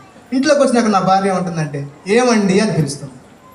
అలాగే నా పాప వచ్చేసరికి నన్ను ఏమని పిలుస్తుంది, డాడీ అని పిలుస్తుంది. నేనేనా? 3 నేనే కదా, అవునా కదా? 3 నేనే కదా. అలాగే ఇక్కడ నా దేవా నా చెయ్యి ఎందుకు విడిచితివి అని చెప్పేసి ఇక్కడ అర్థం చెప్తుంది అనమాట. అయితే మనం ఆత్మీయ జ్ఞానంతో మనం కనుక కనులెత్తి చూసినట్లయితే యేసుక్రీస్తు ప్రభు వారు అదిగో ఆ సిచ్యువేషన్లో ఇప్పుడు నన్ను ఎందుకు చేయి విడిచేవయ్యా, నన్ను మరి సైనికులు మరి చిత్రహింసలు పెట్టారు, రోమా సైనికులు. మరి నా శిష్యులు నా దగ్గర నుంచి దూరం అయిపోయారు, మరి పేతురు నా దగ్గర నుంచి దూరం అయిపోయాడు, నో ప్రాబ్లం. మరి యూదా ఇస్కరియోతు నన్ను కొన్ని వెన్ని నాణ్యాలకి నన్ను అమ్మేసుకున్నాడు. సో నాకు ఏం ప్రాబ్లం లేదయ్యా, నా వాళ్ళందరూ నన్ను విడిచిపోయారు, నాకు ఏం ప్రాబ్లం లేదు. కానీ నీవున్నావు చూసావే తండ్రి, నువ్వు నీ చిత్తానుసారంగా నేను చేస్తున్నాను కాబట్టి, నీ చిత్తానుసారంగా నేను ఉంటున్నాను కాబట్టి నువ్వు నన్ను చెయ్యి విడిచేవే, నేను తట్టుకోలేకపోతున్నానయ్యా, నేను బాధ అనుభవించలేకపోతున్నానయ్యా, నువ్వు నన్ను చెయ్యి విడిస్తే నేను బ్రతకలేనయ్యా అని చెప్పేసి అన్నాడు. అయితే యేసుక్రీస్తు ప్రభువారు ఇదే లేఖనాల్లో చెప్తాడు చూడండి. ఇదిగో యోహాను సువార్త 29వ అధ్యాయము 6వ వచనంలో చెప్తాడు, సిలువ వేయబడక ముందు ఆయనకి ఏ విధంగా తోడుగా నీడగా ఉన్నాడో అక్కడ ఒక మాట చెప్తాడు చూడండి. యోహాను సువార్త త్వరగా చదవాలి, 8వ అధ్యాయము 29వ వచనం. అప్పుడు అంటాడు చూడు, నా తండ్రి ఎప్పుడు కూడా నన్ను విడవలేదు అన్న వాక్యంతో నన్ను పంపిన వాడు నాకు తోడై ఉన్నాడు, ఆయనకి ఇష్టమైన కార్యము నేను ఎల్లప్పుడు చేయుదును గనుక ఆయన నన్ను ఒంటరిగా విడిచిపెట్టలేదని చెప్పాను. ఇది ఒంటరిగా నన్ను ఎప్పుడు కూడా విడిచిపెట్టలేదని చెప్పేసి వాక్యం సెలవిస్తుంది. ఎంత గొప్ప మాట అండి. మరి ఈ యొక్క ఒంటరిగా ఆ తండ్రి విడిచిపెడతానికి కారణం ఏంటంటే నీ పాపాన్ని, నా పాపాన్ని, నా దోషాన్ని, నీ దోషాన్ని, నా యొక్క ప్రభువుని ప్రతి ఒక్కటువంటి అన్ని పాపాలు తీసుకొని ఆయన వీపు పైన వేసుకున్నాడు చూసావా. ఆ యొక్క ఎడబాటుకి కారణం ఏంటంటే ఈ యొక్క చెయ్యి విడిచినట్లుగా మనం ఇక్కడ అర్థం చెప్పుకోవాలి. అర్థమవుతుందా మీకు? మన పాపములన్నీ కూడా ఆయన మోచి ఉన్నాడు. మన శాపములు, మన దోషములు, మన అతిక్రమములు అన్నీ కూడా ఆయన మీద మోసుకొని ఉన్నాడు కాబట్టి అందుకు ఆయనకి ఎడబాటుతనాన్ని కలిగి ఉన్నట్లుగా ఇక్కడ లేఖన భాగాలు సెలవిస్తున్నాయి. హల్లెలూయా. సిలువకెక్కెను నీ ప్రేమ, నాకై విలువ తెచ్చెను నీ ప్రేమ. సిలువకెక్కెను నీ ప్రేమ, నాకై విలువ తెచ్చెను నీ ప్రేమ. యేసయ్యా యేసయ్యా యేసయ్యా యేసయ్యా యేసయ్యా యేసయ్యా యేసయ్యా యేసయ్యా నీ ప్రేమ ఎంతో మధురం, యేసు నీ ప్రేమ ఎంతో మధురం. ఆయన ప్రేమ చాలా విలువైనది అన్నమాట. ఆయన ప్రేమ చాలా వెలకట్టలేనిది. సిలువకెక్కింది మన ప్రేమ. ఎన్నెన్నో ఆశ్చర్య కార్యాలు చేశాడు, ఎన్నెన్నో అద్భుత కార్యాలు చేశాడు, ఎన్నెన్నో సూచక్రియలు చేశారు. అయినా సరే ఆ ప్రేమని తీసుకెళ్ళి ఎక్కడికి వేశారంటే ఇదిగో మ్రానుకి సిలువపై వేశారు. ఎందుకంటే నీ పాపాన్ని, నా పాపాన్ని, నీ శాపాన్ని, నీ యొక్క మన అతిక్రమం అన్నిటినీ కూడా ఆయన వీపు పైన మోసాడు కాబట్టి ఆయన ఒక దోషిగా అక్కడ నిలబడి ఉన్నాడు. అందుగురించే యేసుక్రీస్తు ప్రభు వారికి తండ్రికిను ఎడబాటుతనంగా కలిగి ఉన్నట్లుగా మనం ఇక్కడ లేఖన భాగాలు మనం చూస్తూ ఉన్నాం. అదిగో చూడండి, కొరింథీయులకు రాసిన 2వ పత్రిక కరెక్ట్గా ఎగ్జాక్ట్గా నీకు అక్కడ దొరుకుతుంది చూడండి. 2వ కొరింథీ పత్రిక 5వ అధ్యాయం 21వ వచనం చూస్తే మనకి అక్కడ క్లియర్ కట్గా మనకి నేను వాక్యం చెప్పపోయినా సరే నీకు అక్కడ క్లియర్ కట్గా మనకు అర్థమవుతుంది. ఎందుకనగా మనం ఆయన యందు దేవుని నీతి అగునట్లు పాపమెరుగని ఆయనను మన కోసము పాపంగా చేసింది. అది అందు గురించి అండి, ఆయన మన పాపం ఎరుగపోయినా సరే ఆయన పాపిగా ఆయన్ని అక్కడ నిలబెట్టినట్లుగా మనం చూస్తూ ఉన్నామండి. ఇదిగో ఎడబాటు కారణం ఇదండి. దిట్ ఈస్ కాల్డ్ యాంగ్విష్ అంటారు. ఇంగ్లీష్లో ఏమంటారంటే యాంగ్విష్. ఇదిగో చూడండి, ఒక పిల్లవాడు రైల్వే స్టేషన్లో తప్పిపోయాడు. ఒక పిల్లవాడు రైల్వే స్టేషన్లో తప్పిపోతే కనుక ఆ తల్లి కానీ ఆ తండ్రి కానీ ఎంత వేదనకు గురవుతారు చూడండి. ఆ బిడ్డ తప్పి తిరిగి ఎక్కడికో వనాశనాలకు వెళ్ళిపోయి ఎవరికో హ్యాండ్ ఓవర్ అయిపోయినప్పుడు ఆ తల్లిదండ్రులు పడే బాధ ఎలా ఉంటుందో ఇదిగో తండ్రికిను కుమారుడికిని ఆ చేయి విడిచినటువంటి బాధ అంత విధంగా ఉంటుంది. ఇదిగో ఎప్పటికైనా ఈ రెండు కలిసి ఉంటే దీనికి వాల్యూ ఉంటుంది. అవునా కాదా? చూడండి, ఇది వేరైపోయింది, ఇది వేరైపోయింది. అవునా కాదా? ఇంకో తండ్రికి కుమారుడిని ఆ విధమైనటువంటి సంబంధాన్ని మనం కలిగి ఉంటాం. ఇదిగో మనం చేసే భక్తి ఎటువంటిదంటే యేసుక్రీస్తు ప్రభు వారిని ఆరాధ్యపూర్వకంగా ఆయన ఆరాధించాలి, ఆయన ప్రేమించాలి, ఆయన ఘనపరచాలి. అది నిజమైనటువంటి భక్తి అండి. అవునా కాదంటే ఇదిగో మనం బైబిల్లో మనం చూసినట్లయితే ఎంతో మందికి ఆయన తోడు నీడగా ఉన్నట్లుగా మనం చూస్తూ ఉన్నాం. ఇదిగో షడ్రకు, మేషకు, అబేద్నెగోకి ఆ ముగ్గురు కూడా అగ్నిగుండంలో వేసినప్పుడు, ఆ షడ్రకు, మేషకు, అబేద్నెగోల్ని అగ్నిగుండంలో వేసినప్పుడు 4వ వ్యక్తి ఎవరు వచ్చారండి? యేసుక్రీస్తు ప్రభు. ఆయన యెహోవా దేవుడు వాళ్ళకి తోడై ఉన్నాడు. వాళ్ళకి ఒక వెంట్రుక కూడా కాలిపోయినట్లుగా కూడా మనం వాక్యములు మనం చూడలేదండి. అవునా కాదండి? అది ఆమేన్, హల్లెలూయా. అంటే తండ్రికిను వాళ్ళ యొక్క చేస్తున్నటువంటి ప్రార్థనకి ఇదిగో దేవుడు, మా దేవుడు నిజమైన దేవుడు, ఈ దేవుడే కరెక్ట్ అయిన దేవుడు, ఈ దేవుడే రక్షకుడు, లోకరక్షకుడు, లోకాన్ని పరిపాలించాడు, ప్రపంచం ఏలే నాయకుడు అని చెప్పేసి వారు బలంగా నమ్మి ఉన్నాడు. కాబట్టి ఆ యొక్క షడ్రకు, మేషకు, అబేద్నెగోలకి తండ్రి అయిన యెహోవా దేవుడు వాళ్ళకి తోడుగా ఉన్నట్టు కాబట్టి మనం ఇక్కడ లేఖన భాగాల్లో మనం చూస్తున్నాం. ఇదిగో ఈ నీ జీవితంలో, నా జీవితంలో కూడా యేసుక్రీస్తు ప్రభువాన్ని ఎడబాటు కనుక మనం కలిగి ఉన్నట్లయితే మన జీవితంలో మొత్తం కూడా శూన్యమేనండి, ఏమీ ఉండదండి. ఇదిగో మనుషులు తగ్గటువంటి భక్తి మనం చేయకూడదండి, మనుషులు తగ్గట్టు మన భక్తి చేయకూడదు. ఇదిగో దేవుడు మెచ్చే భక్తిని మనం చేయాలండి. ఎవరు ఎన్ని వచ్చినా సరే, ఏ విధంగా మనం చేసినా సరే, ఎట్లా మనం మనకు ఎవరు సహకరించకపోయినా యేసుక్రీస్తు ప్రభు వారు మనకు సహకరిస్తే ఈ లోకములు మనం అంతా కూడా ఆయన ద్వారాగానే పొందుకొనగలుగుతాం. హల్లెలూయా, హల్లెలూయా. ఇదిగో ఒక చేపల మార్కెట్లోనంట ఒక చేపల అమ్ముకునేవాడు ఉన్నాడంట, కొత్తగా మార్కెట్ పెట్టాడంట. అయితే వాడు ఏం చేశాడు? ఇచ్చట తాజా చేపలు అమ్మబడును అని పెట్టాడు. చూడండి, ఆ యొక్క మనుషులు చేసే భక్తి ఏ విధంగా ఉంటుందో, మనుషులు మెప్పించాలంటే ఏ విధంగా ఉంటుందో మనం ఒక్క మాటలు చెప్పేసి నేను ముగింపులోకి వెళ్తాను. ఇదిగో మరి ఆ చేపలు ఇచ్చట తాజా చేపలు అమ్మబడినాడు. నారాయణ వాళ్ళ ఫ్రెండ్స్ వచ్చారంట, ఏంద్రా ఇక్కడ చేపలు అమ్ముతున్నామంట, తాజా చేపలు ఏంటో, ఇచ్చడు కాబట్టి ఎక్కడ అమ్ముతున్నావు? ఇక్కడే కదా అమ్ముతుంది నువ్వు, ఇచ్చట తాజా చేపలు ఏంద్రా అని చెప్పేసి అన్నాడు. అనగా ఓహో నిజమే కదా అని చెప్పేసి, నేను చేపలు అమ్ముకునేవాడిని కదా, ఓహో బ్రదర్ చెప్పాడు కాబట్టి ఇచ్చట తీసేయాలి కదా అని చెప్పేసి ఆ బోర్డు మీద నుంచి ఇచ్చడా తీసేసాడు. ఇంకేముంది? తాజా చేపలు అమ్మబడును అన్నాడు. నెక్స్ట్ ఇంకొకటి వచ్చాడు, ఇంకో ఫ్రెండ్ వచ్చాడు, ఏంది ఇక్కడ చేపలు అమ్ముతున్నావు, చేపలు కాకుండా చేపలు అమ్ముతున్నావు కదా, తాజా కాకుండా నువ్వు కూలిపోని అమ్ముతున్నావా, మురిగిపోని అమ్ముతున్నావా, పాడే పని అమ్ముతున్నావా, తాజా చేపలు ఏంద్రా, తాజా చేపలు అని చెప్పి అనగా ఓహో తాజా చేపలు కూడా అమ్మకూడదు అని పెట్టకూడదు కావాలి సార్. ఏం చేశాడు? ఆ తాజా అనే మాటను కూడా తీసేసాడు. తీసేసిన తర్వాత ఇంకేముంది? చేపలు అమ్మబడును. ఇంకొకటి వచ్చాడు, ఇంకో ఫ్రెండ్ వచ్చాడు. వచ్చిన తర్వాత వాడేమంటాడంటే, ఏంద్రా నువ్వు ఇక్కడ అమ్ముతున్నావు కదా, చేపలు కదా అమ్మేది, చేపలు కూడా ఇక్కడ గద్దలు కానీ, పక్షులు కానీ, పిట్టలు కానీ ఇంకేమన్నా అమ్ముతున్నావు ఎరా నువ్వు ఇక్కడ, చేపలు కదా నువ్వు అమ్మేది, చేపలు అమ్మటం ఏంట్రా, చేపలు అమ్మబడను ఏంట్రా అని చెప్పేసి వాడిని గదిలాడు. వాడేం చేశాడు? ఓహో చేపలు కూడా అమ్మబడను, చేపలు కూడా తీసేయాలి అని చెప్పేసి ఆ మాట కూడా లేపేసేసాడు. ఆ బోట్లో నుంచి ఆ మాట కూడా లేపేశాడు. ఇక నెక్స్ట్ టైం ఉంది అమ్మబడును. ఇంకొకటి వచ్చాడు, ఇంకో ఫ్రెండ్ వచ్చాడు, వీడి ఫ్రెండే, అతను కూడా వీడి ఫ్రెండే. వచ్చేసి ఏమంటాడంటే అమ్మబడును. అవునరా, అమ్మతానికి కూర్చోకుండా మరి దేన్ని కూర్చున్నావు నువ్వు?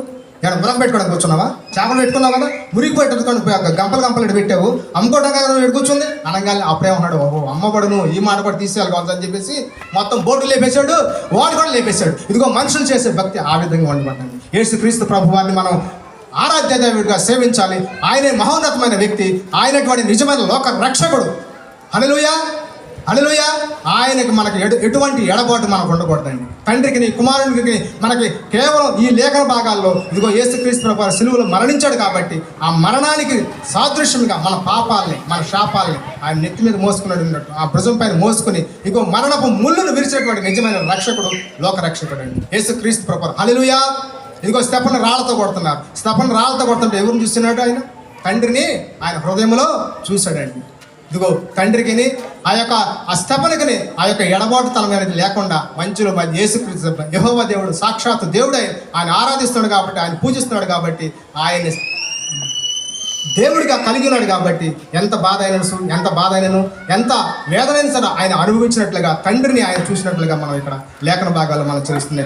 ఆఖరిగా ఒక మాట చదువుకుని ముగింపులోకి వస్తానండి. ఇదిగో ఆదికాండం చూడండి అండి. ఆదికాండము మరి ఆ యొక్క 4వ అధ్యాయము 14వ వచనం చూడండి అండి. అక్కడ ఆ ఎడబాటుకి ఎంత ఎంత ఇదిగో దేవుని సన్నిధి నుంచి ఎట్లా వెళ్ళిపోయాడో, దేవుని సన్నిధిలో నుంచి ఏ విధంగా అటువంటి ఆయన శాపాన్ని కొని తెచ్చుకున్నాడో మనం ఇక్కడ మాట చూసేసుకుని ఆ యొక్క నేను ఈ ప్రదేశము నుండి నన్ను వెళ్ళగొట్టితివి, నీ సన్నిధికి రాకుండా వెలివేయబడి దిగులు పడుచు భూమి మీద దేశదిమ్మరనై ఉందును, కావున నన్ను కనుగొను వాడెవడో వాడు నన్ను చంపునని యెహోవాతో అని. ఇదిగోనండి, ఇక్కడ కయ్యూని సంగతి మీకు తెలిసిందే. ఇక్కడ నీ సన్నిధి నుంచి నన్ను వెళ్ళగొట్టేసావు అంటే ఆ లింక్ అనేది తెగిపోయింది అన్నమాట. కయ్యూని హేబెల్ అర్థం ఆ యొక్క సంగతి మీకు తెలిసిందే, ఆ యొక్క వాక్యం మీకు తెలిసిందే. ఇదిగో అక్కడ ఆ లింక్ తీసేసాడు.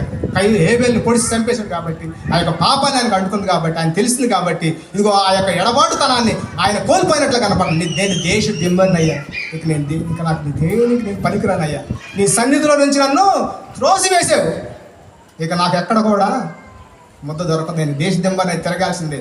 అంటే యేసుక్రీస్తు ప్రభువారు సాక్షాత్తు కూడా ఇదిగో నీకును తండ్రికి నీ కుమారునికి కలిగిన ఆ యొక్క సంబంధం కలిగి ఉన్నన్నాళ్ళు కూడా దేవుని సన్నిధిని విడిచిపెట్టుకోకుండా వచ్చిన నాళ్ళు కూడా నీవు దేవునితో మన్నిపై ఉంటావు, దేవుని సన్నిధిని నువ్వు పొందుకుంటూ ఉంటావు.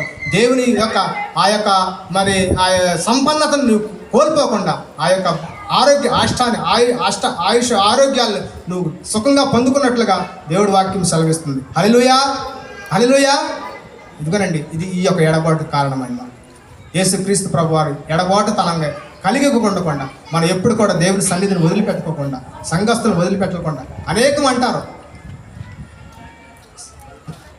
చాలామంది అనేక విధాలుగా అంటారు.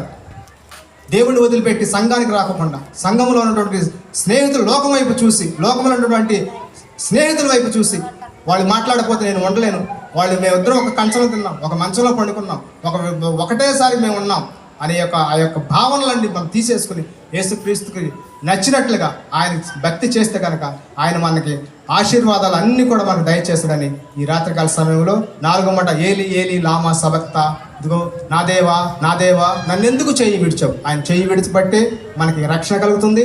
ఆయన చెయ్యిని విడిచిపెట్టి మన పాపములన్నీ ఆయన మీద వేసుకున్నాడు కాబట్టి ఆయన మనకు రక్షణాలను కలుగజేశాడు. ఇదిగో మన తిరిగి ఆయనతో కూడా కలిసి ఆ యొక్క బంగారు వీధుల్లో విహరించే వారిగా ఉంటామని ఈ రాత్రికాల సమయంలో మరి ఈ ప్రభు పేరట ఈ వాక్యాన్ని ఆయన మన ఇంట్లో ఆశీర్వదించున్నాం. హల్లెలూయా.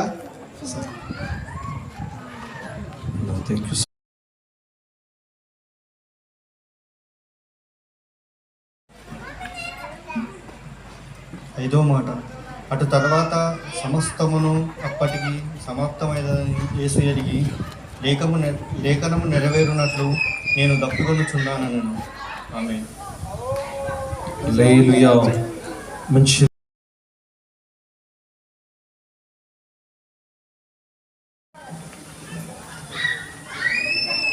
హల్లెలూయా. దేవుని నామానికి మహిమకరం గాక.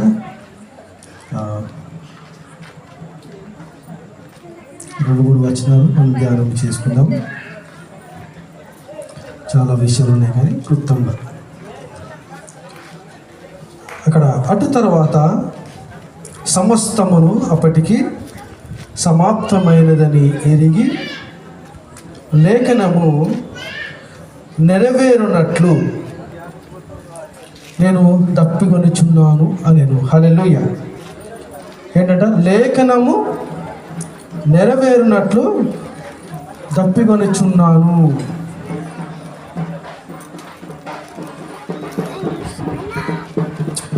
యేసు ప్రభువారు మానవ రీతిగా భూమికి వచ్చాడు కాబట్టి ఇప్పుడు ఆయన ఏమని అంటూ ఉన్నాడంటే నేను దప్పికొనిచ్చాను. ప్రశ్న రావచ్చు, దేవుడు కదా దాహం వేసిందా అంటే అవును, ఆయన దేవుడే. కానీ ఎలా వచ్చాడు భూమి మీదకి? ఒక మానవునిగా శరీరధారిగా భూమి మీదకి వచ్చాడు. ఇంకొకటి ఏంటి అని అంటే అసలు దేనికి సమాప్తమైనది అని అంటే తండ్రి చిత్తమును నెరవేర్చాడు. హల్లెలూయా. ఏం నెరవేర్చాడు? తండ్రి చిత్తమును నెరవేర్చడానికి ఆయన భూమి మీదకి వచ్చాడు. వాస్తవానికి ఆయనను శిలువ మీద వేసి మేకలు కొట్టే ధైర్యము దమ్ము ఎవరికి లేదు.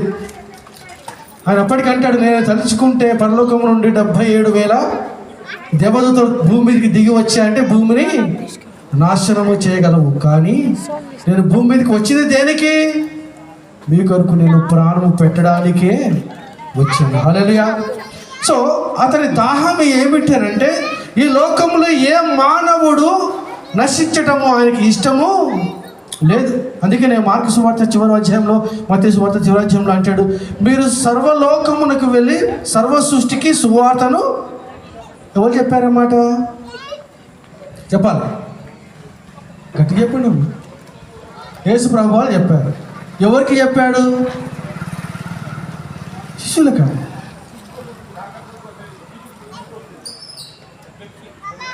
హల్లెలూయా. వాస్తవానికి అక్కడ శిష్యులే ఉన్నారు, కానీ రక్షణ పొందిన ప్రతి ఒక్కరికి అది వర్తిస్తుంది. హల్లెలూయా. నువ్వు రక్షణ పొందావా? నేను రక్షణ పొందాను. అయితే తండ్రి కుమారునికి పని అప్పచెప్పాడు. పని సమాప్తమైంది. కుమారుడు తండ్రికి జవాబు ఇస్తూ ఉన్నాడు. ఇప్పుడు సార్ ఉన్నాడు, ఫ్యాక్టరీలో పనిచేస్తున్నారు. అతనికంటే పైన అధికారి, బాబు ఇది సాయంకాలం వరకు దీన్ని తయారు చేయాలి అని చెప్తుంది. ఓకేనా? సో సాయంత్రానికి ఆయన ఏం చేయాలి? తయారు చేసిన తర్వాత అయిపోయింది, కరెక్టే, కానీ మళ్ళీ ఎక్కడికి వెళ్తుంది? అది క్యూసీ డిపార్ట్మెంట్కి వెళ్తుంది. అవునా? క్యూసీ డిపార్ట్మెంట్ వెళ్ళిన తర్వాత వాడు దాన్ని చెక్ చేసి సర్టిఫై చేసిన తర్వాత ఇది ఓకే అని అంటే ఎస్, సమాప్తము అయిపోయింది. కాబట్టి తాను యేసు ప్రభుల వారు తండ్రి చిత్తాన్ని నెరవేర్చాడు. మరి నీవు నేను మనము యేసు కుమారుని యొక్క చిత్తాన్ని నెరవేరుస్తూ ఉన్నామా? ఏమిటి ఆయన చిత్తము? మీరు సర్వలోకంలోకి వెళ్ళండి, సర్వసృష్టికి సువార్తను ప్రకటించి నా శిష్యునిగా మీరు చేయండి అని. అక్కడ శిష్యులకు ఒక్కరికే కాదు, నీ మీద బాధ్యత ఉంది, నా మీద కూడా బాధ్యత ఉంది. హల్లెలూయా. హల్లెలూయా. తన రక్తాన్ని చిందించాడు. ఇక తన శరీరంలో రక్తం అనేది లేదు, అయిపోయింది, సమాప్తం, అంతే. ఇంకేమొస్తుందంట? నీళ్ళు వస్తుంది. ఎంత నరకం అనుభవించాడు ఆయన అసలు మీద, అయినప్పటికీ నీ నోరు తెరవలేదు. ప్రియ సహోదర సహోదరి, నేను ఒక సాక్ష్యం చెప్తాను. ఆ సాక్ష్యం అంటే రక్తానికి ఉన్న విలువను జ్ఞాపకం చేస్తూ ఉన్నాను మీకు. నేను ఇప్పటికి 13 సార్లు ఇచ్చాను, 14 సార్లు కూడా మొన్న రీసెంట్గా 14 సార్లు ఇచ్చాను. తర్వాత ఒకసారి ప్లేట్లెట్స్ ఇచ్చాను. ఒక చిన్న పిల్లోడికి హార్ట్ ఆపరేషన్, చిత్తూరు, అతను కిమ్స్ హాస్పిటల్కి వస్తే ఒకసారి బ్లడ్ ఇచ్చింది. అంటే నేను పనిచేస్తున్న సమయంలో ఒక వ్యక్తి వాళ్ళ బంధువులు వాళ్ళు తీసుకుని వెళ్తే అతనికే ప్లేట్లెట్స్ ఇచ్చాను, అతనికే రక్తం కూడా ఇచ్చాను.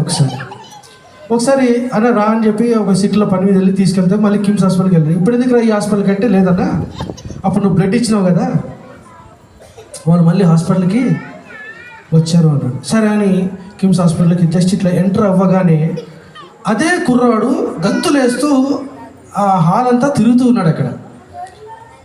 అప్పుడు నా ఫ్రెండ్ అంటున్నాడు, అన్న నువ్వు రక్తం ఇచ్చావు, ప్లేట్లెట్స్ ఇచ్చావు కదా, ఈ కుర్రాడు ఎలా ఆడుకుంటున్నాడో చూడు అన్నాడు. అప్పుడు నా కళ్ళలో నీళ్ళు వచ్చినాయి. హల్లెలూయా.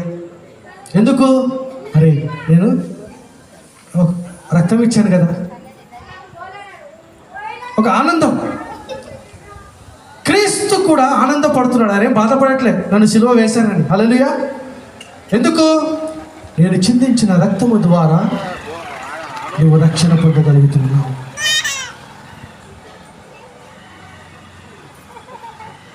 అందుకనే రక్తదానము చేయండి, ప్రాణము కాపాడండి అడ్వర్టైజ్మెంట్ ఇస్తూ ఉంటారు కదా. మనమైతే ప్రాణం పెట్టలేము, మనం ప్రాణం ఇవ్వలేము. మన ఇంట్లోకే మనం ప్రాణము ఇవ్వలేము. అంతెందుకు? మరి ఒక కిడ్నీ బాగలేదు, ఒక కిడ్నీ ఇలాంటి ఇస్తాడా? నీ ఇంట్లో ఉన్న వ్యక్తి ఇస్తాడా?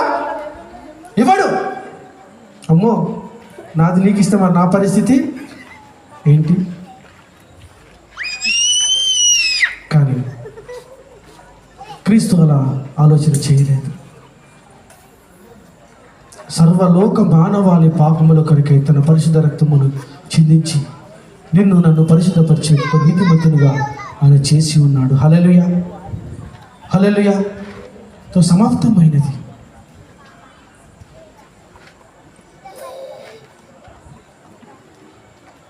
దేవుని యొక్క చిత్తాన్ని నెరవేర్చాడు ఆయన. మరి దేవుడు మనకు అప్పచెప్పిన పనిని మనం చేస్తూ ఉన్నామా? ఒక ప్రశ్న వేసుకోండి. ఆయన రాకడ సమీపిస్తూ ఉన్నది.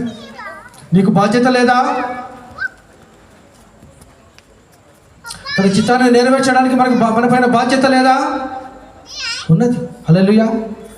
ఆ బాధ్యతను గుర్తిస్తూ పోయిన సంవత్సరం ఈ సంవత్సరము డేవిడ్ ఇక్కడ ఈ కూటికను ఏర్పాటు చేశాడు. హల్లెలూయా, హల్లెలూయా. అది బాధ్యత, దేవుడు తనకిచ్చిన పని. అది సమాప్తం అయ్యేంత వరకు ఏం చేయాలి? ఇప్పుడు ఆయన కానీ నేను కానీ ఇక్కడ కూర్చున్న వాళ్ళందరూ కూడా ఏం చేయాలి? చేస్తూనే ఉండాలి. హల్లెలూయా. మా చివరి దినం వరకు మేము కూడా ఆ పరిచర్య చేస్తూ ఉండాలి. ప్రియ సహోదర సహోదరి, కొద్ది మాటలు దేవుడు దీవించి ఆశ్రయించదు కాక. ఇంకా నేను రెఫరెన్స్లకు వెళ్ళేది చెప్పించండి.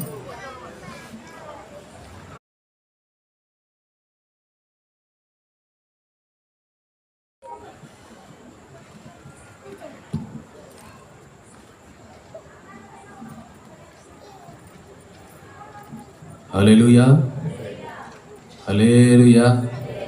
కొంచెం అందరు గట్టిగా చేతులెత్తి హల్లెలూయా, హల్లెలూయా. స్తోత్రం, దేవుడికి స్తోత్రం. చదవండి ఒకసారి 6వ మాట. యేసు ఆ చిరక పుచ్చుకొని సమాప్తమైనదని చెప్పి తల వంచి ఆత్మను అప్పగించాడు. సమాప్తమైనదని చెప్పి తల వంచి ఆత్మను అప్పగించుకొని. ఆల్రెడీ సమాప్తమైన దాని గురించి మనం ఇందాకనే విన్నాం 5వ మాటలోనే. సరే, కొన్ని విషయాలు మనం చూద్దాము. సమాప్తమైనది అని చెప్తున్నాడు కదా సిలువలో. జాగ్రత్త వినండి. యేసుక్రీస్తు సిలువలో ఉన్నప్పుడు ఎవరితో మాట్లాడుతున్నాడు? మొత్తం 7 మాటలు మాట్లాడాడు. అందులో 5 మాటలు ఒక వ్యక్తితో మాట్లాడుతున్నాడు, 2 మాటలు మాత్రం వాళ్ళ అమ్మతో, ఇంకోటి దొంగతో మాట్లాడాడు కదా.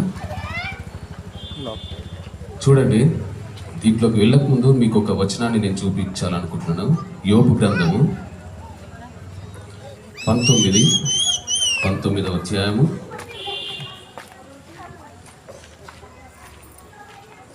26, 27 వచనాలు చదువుకుందాం. ఇలాగూ నా చర్మము చీకిపోయిన తర్వాత శరీరముతో నేను దేవుని చూచెదను, నా మట్టుకు నేనే చూచెదను, మరి ఎవరును కాదు, నేనే కన్నులారా ఆయన చూచెదను. చాలు. ఇది ఎవరు పలుకుతున్నారు తెలుసా? యోబు. యోబు అంటే దేవుని చాలా ఇష్టముతో, దేవుని చాలా ఇష్టపడే వ్యక్తి.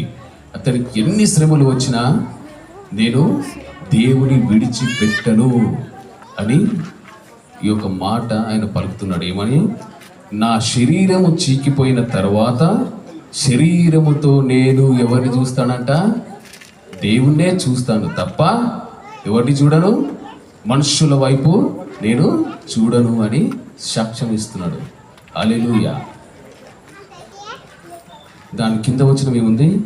నా మట్టుకు నేనే చూచెదను, మరి ఎవడును కాదు, నేనే కన్నులార ఆయనను చూచెదనని కూడా చెప్తున్నాడు. నేనే అంటే ఎవరు? ఆ భక్తుడు చెప్తున్నాడు, అక్కడ సాక్ష్యం ఇస్తున్నాడు దేవుని గురించి. దేవునిలో ఆయనకున్న భక్తి అట్లాంటిది. చూడండి, ఒక భక్తుడే సాక్ష్యం ఇస్తున్నాడు. ఏమని? నేను దేవుణ్ణి చూస్తానని సాక్ష్యం ఇస్తున్నాడు. ఇప్పుడు సాక్షాత్తు యేసుక్రీస్తు ఎవరు ఇక్కడ? దేవుడే కదా. దేవుడు ఎవరితో మాట్లాడుతున్నాడు ఇప్పుడు? తండ్రి అయిన యెహోవాతో మాట్లాడుతున్నాడు. ఏమని? ఈ 5 మాటలు కూడా ఆయన యొక్క బాధను వ్యక్తపరచుకుంటున్నాడు. లేఖనములు నెరవేరునట్లు. చూడండి, ఇక్కడ సమాప్తమైనది అన్నప్పుడు ఇంచుమించు 3 గంటలు అవుతుంది. ఆయన సిలువ ఏ టైంకి వేసారు తెలుసా?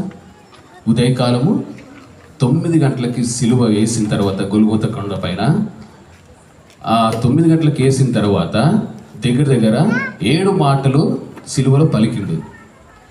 9 గంటల నుంచి 3 గంటల వరకు 7 మాటలు సిలువలో పలికినప్పుడు ఈ మాట ఏది? సమాప్తమైనదని ఎందుకు పలికాడు తెలుసా? 12 గంటల నుంచి 3 గంటల వరకు చీకటి కమ్మింది ఆ దేశంలో. అది కూడా ఒక సూచననే, అది కూడా ఒక లేఖనంలో రాయబడి ఉన్నది. 12 గంటల నుంచి 3 గంటల వరకు ఏమైంది? చీకటి కమ్ముకొని ఉన్నది. అదంతా గ్రహించి ఆఖరికి ఏమంటున్నాడు?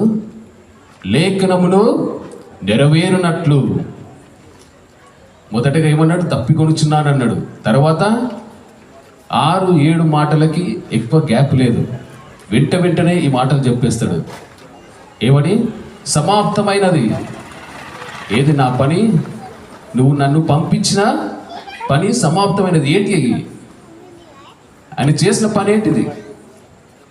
యోహాను సువార్తలో 17వ అధ్యాయం ఏంటిదో తెలుసా? 17వ అధ్యాయంలో ఏముంటుంది? యేసుక్రీస్తు చేసిన ప్రార్థన. అర్థమైందా? మీరు చదివినప్పుడు మీరు గమనిస్తే మీకు అర్థమవుతుంటుంది. యేసుక్రీస్తు ప్రభుల వారు చేసిన ప్రార్థన 17వ అధ్యాయంలో ఉంటుంది. అందులో 4వ వచనం ఒకసారి చదవండి. చేయుటకు నీవు నాకు ఇచ్చిన పని నేను సంపూర్ణముగా నెరవేర్చి భూమి మీద నేను మహిమపరిచితిని. ఆమేన్. చేయుటకు ఏంటంట? ఎవరు పంపించినారని? యెహోవా దేవుడే కదా. భూమి మీదకి పంపించి ఆయన ఏ పని చేయాలో తూచ తప్పకుండా ఆ పనులన్నీ చేసిండు. ఏం చేసిండు? సువార్తను ప్రకటించిండు, స్వస్థత కార్యాలు చేసిండు, తన్ను తాను నిరూపించుకున్నాడు, నేను దేవుణ్ణని. ఎక్కడ? సిలువలో శ్రమలను అనుభవించాడు. అనుభవించిన శ్రమలు చూడండి. కొరడా దెబ్బలు, 39 కొరడా దెబ్బలు కొట్టించారు. కొరడాలు ఎట్లుంటాయో తెలుసా? ఆ కాలంలో అత్యంత క్రూరులు ఎవరంటే రోమ సామ్రాజ్యం మనుషులే. వాళ్ళలో ఉన్న శిక్షలు మరి ప్రపంచంలో ఎవరు కూడా ఎక్కడ కూడా వెయ్యలేరండి. అంత ఘోరమైన శిక్షలు వారు వేసినారు జనాలకి, తప్పు చేసిన వారికి. యేసు ప్రభు ఏం తప్పు చేసిండు? తప్పు చేయడానికి, నిరూపించడానికి ఏం లేదు. ఒక్కడు పట్టుకున్నారు ఒక మాట. ఏంటిది? యూదులకు రాజు. ఈయన యూదులకు రాజు ఎందుకు అవుతాడు? ఆ మాట పట్టుకున్నాడు. యూదులకు రాజు అంటున్నాడు, ఈయన ఏం చేయాలి? శిక్ష వేయాలి. ఈయనకి ఏం శిక్ష వేసినది? ఇప్పుడు సిలువ మరణ శిక్ష. సిలువ పైన మరణం అంటే సాధారణ మనిషికి ఒక్కరికి వెయ్యారండి. అది ఎవరికి వేస్తారు తెలుసా? దేశద్రోహులకు వేస్తారు. దేశద్రోహులకు వేస్తారు. ఆయన అంత పని ఏం చేసిన, అంత తప్పు ఏం చేసినట్టే లేదు, ప్రూఫ్ లేదు. బట్ ఆ శిక్ష వేయాల్సింది ఎక్కడ? అది నెరవేర్చాలి. దేవుడికి తెలుసు. అందుకే ఒక గొర్రె పిల్లగా తల ఉంచి శిక్షను ఏం చేసిండు? అనుభవించిండు. కరెక్టేనా? అనుభవించిండా? చదువుతున్నావా? మన బైబిల్ చదువుతున్నావా? తెలుస్తాయా మనకి ఈ విషయాలన్నీ? బైబిల్ చదవని వారు ఎవరైనా ఉంటే, దేవుని తెలుసుకునే వారు ఎవరైనా ఉంటే, మీకు దేవుని గురించి తెలుసుకోవాలన్న ఆశ కలిగి ఉంటే సమయం ఉన్నది. మత్తయి సువార్త నుంచి మీరు మొదలు పెట్టండి. క్రొత్త నిబంధన మత్తయి సువార్త అని ఉంటుంది, అక్కడి నుంచి చదవండి. మీకు ప్రతి విషయం అర్థమవుతుంది యేసుక్రీస్తు గురించి. ఆయన వచ్చిండు, ఈ లోకానికి వచ్చిండు, ఏం చేసిండు, ఆయన వల్ల ఏమైంది, ఆయన ప్రాణం అర్పిస్తే ఏం జరుగుతుంది, సిలువలో ప్రాణం అర్పిస్తే ఏం జరుగుతుంది అనేది కూడా మీకు అర్థమవుతుంది. ఏ ఒక్కరు నశించిపోకుండా ఆయన వచ్చిన కార్యం ఏంటి తెలుసా? చెప్పండి, ఏంటిది ఆయన వచ్చిన కార్యము? మొదటి రాకడలో ఆయన వచ్చిన కార్యం ఇప్పుడు సఫలమైంది. ఏంటది? నశించిన దానిని వెతికి రక్షించి, చెప్పండి, తన రక్షించాలనే ఒక వాక్యము. ఏంటది? నశించిన దానిని వెతికి రక్షించాలనే. ఎవరు నశిస్తున్నారు చెప్పండి? ప్రజలు, మనమే. యేసుక్రీస్తు రాకముందు పరిస్థితులు వేరు ఉండే. యెహోవా దేవుడు అనేక సందర్భాల్లో మానవ జాతికి ఏమంటారు దాన్ని? కాషన్ అంటే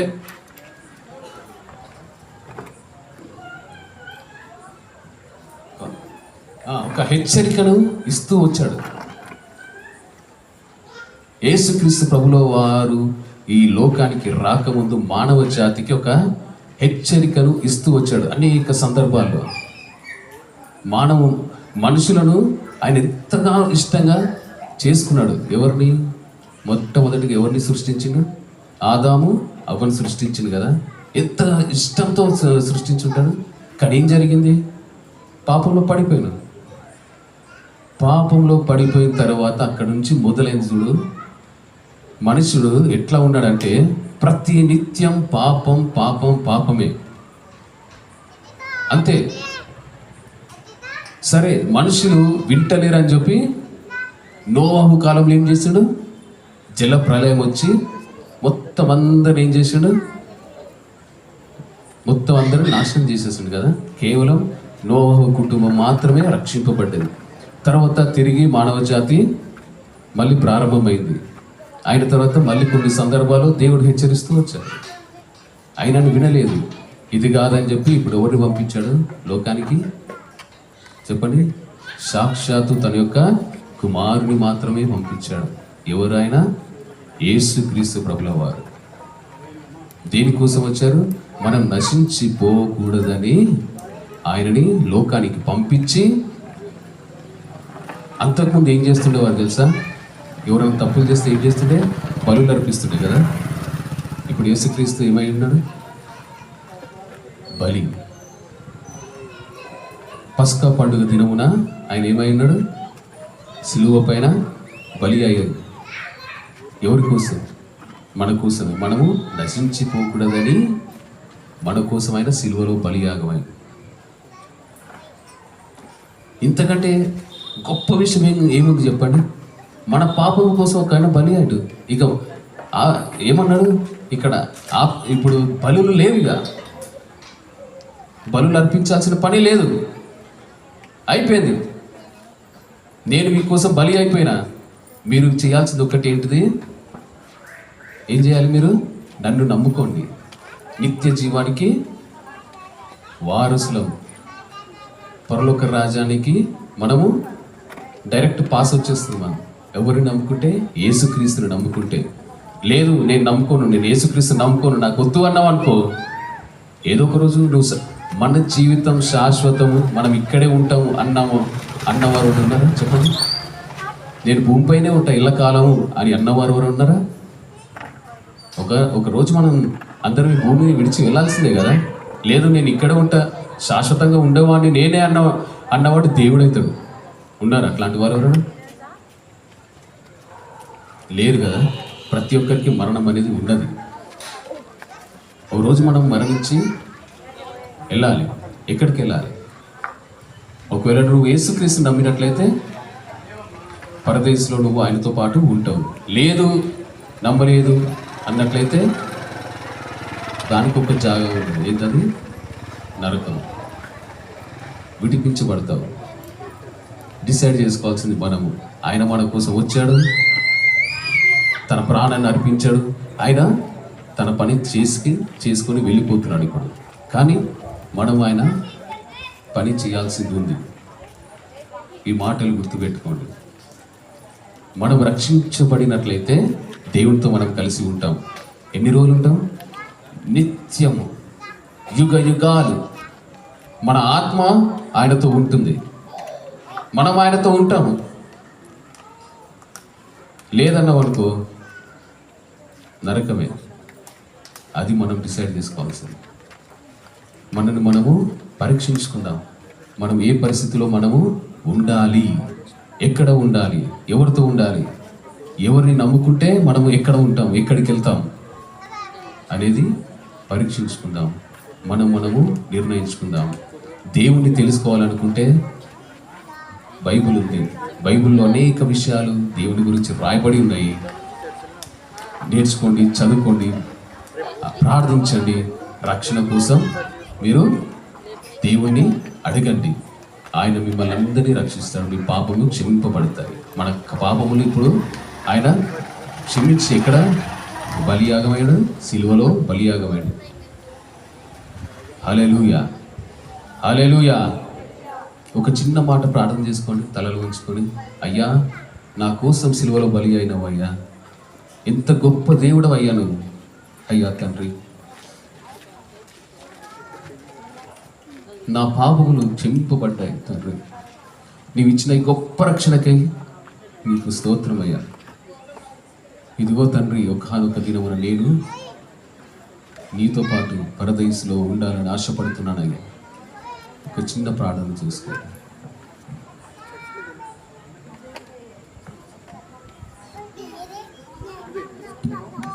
మంచిది, అలాగే ప్రార్థన చేసుకోండి, తీర్మానం చేసుకోండి.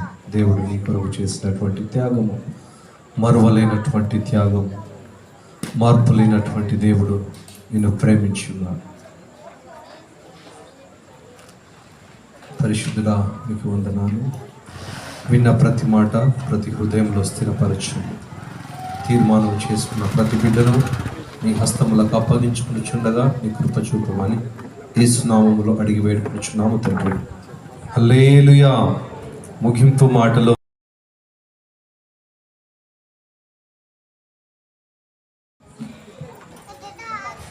Praise the lord. హల్లెలూయా, హల్లెలూయా. సంతోషంగా ఉన్న వారు రెండు చేతులు పైకెత్తి బిగ్గరగా దేవుని మహిమపడదాం. హల్లెలూయా. పాస్టర్ గారికి ప్రత్యేక వందనాలు తెలియజేస్తున్నాను. సంఘస్థులు కూడా ప్రత్యేక వందనాలు తెలియజేస్తున్నాను. మరి ఇంతటి చక్కని అవకాశం మాకు అనుగ్రహించినట్టు దేవాది దేవుని కూడా ప్రత్యేక వందనాలు. మరి ఇంకా వాక్యం చెప్పుకుందామని చెప్పేసి మీరు అందరు చేతులెత్తి దేవుని స్తుతించారు, అవునా? మరి చెప్పండి, మీరు అందరూ కూడా చేతులెత్తి ఇంకా వాక్యం చెప్పుకుందామని ఎత్తారా? ఎత్తిన వారు మరొకసారి స్తోత్రం చెప్దాం. హల్లెలూయా, హల్లెలూయా.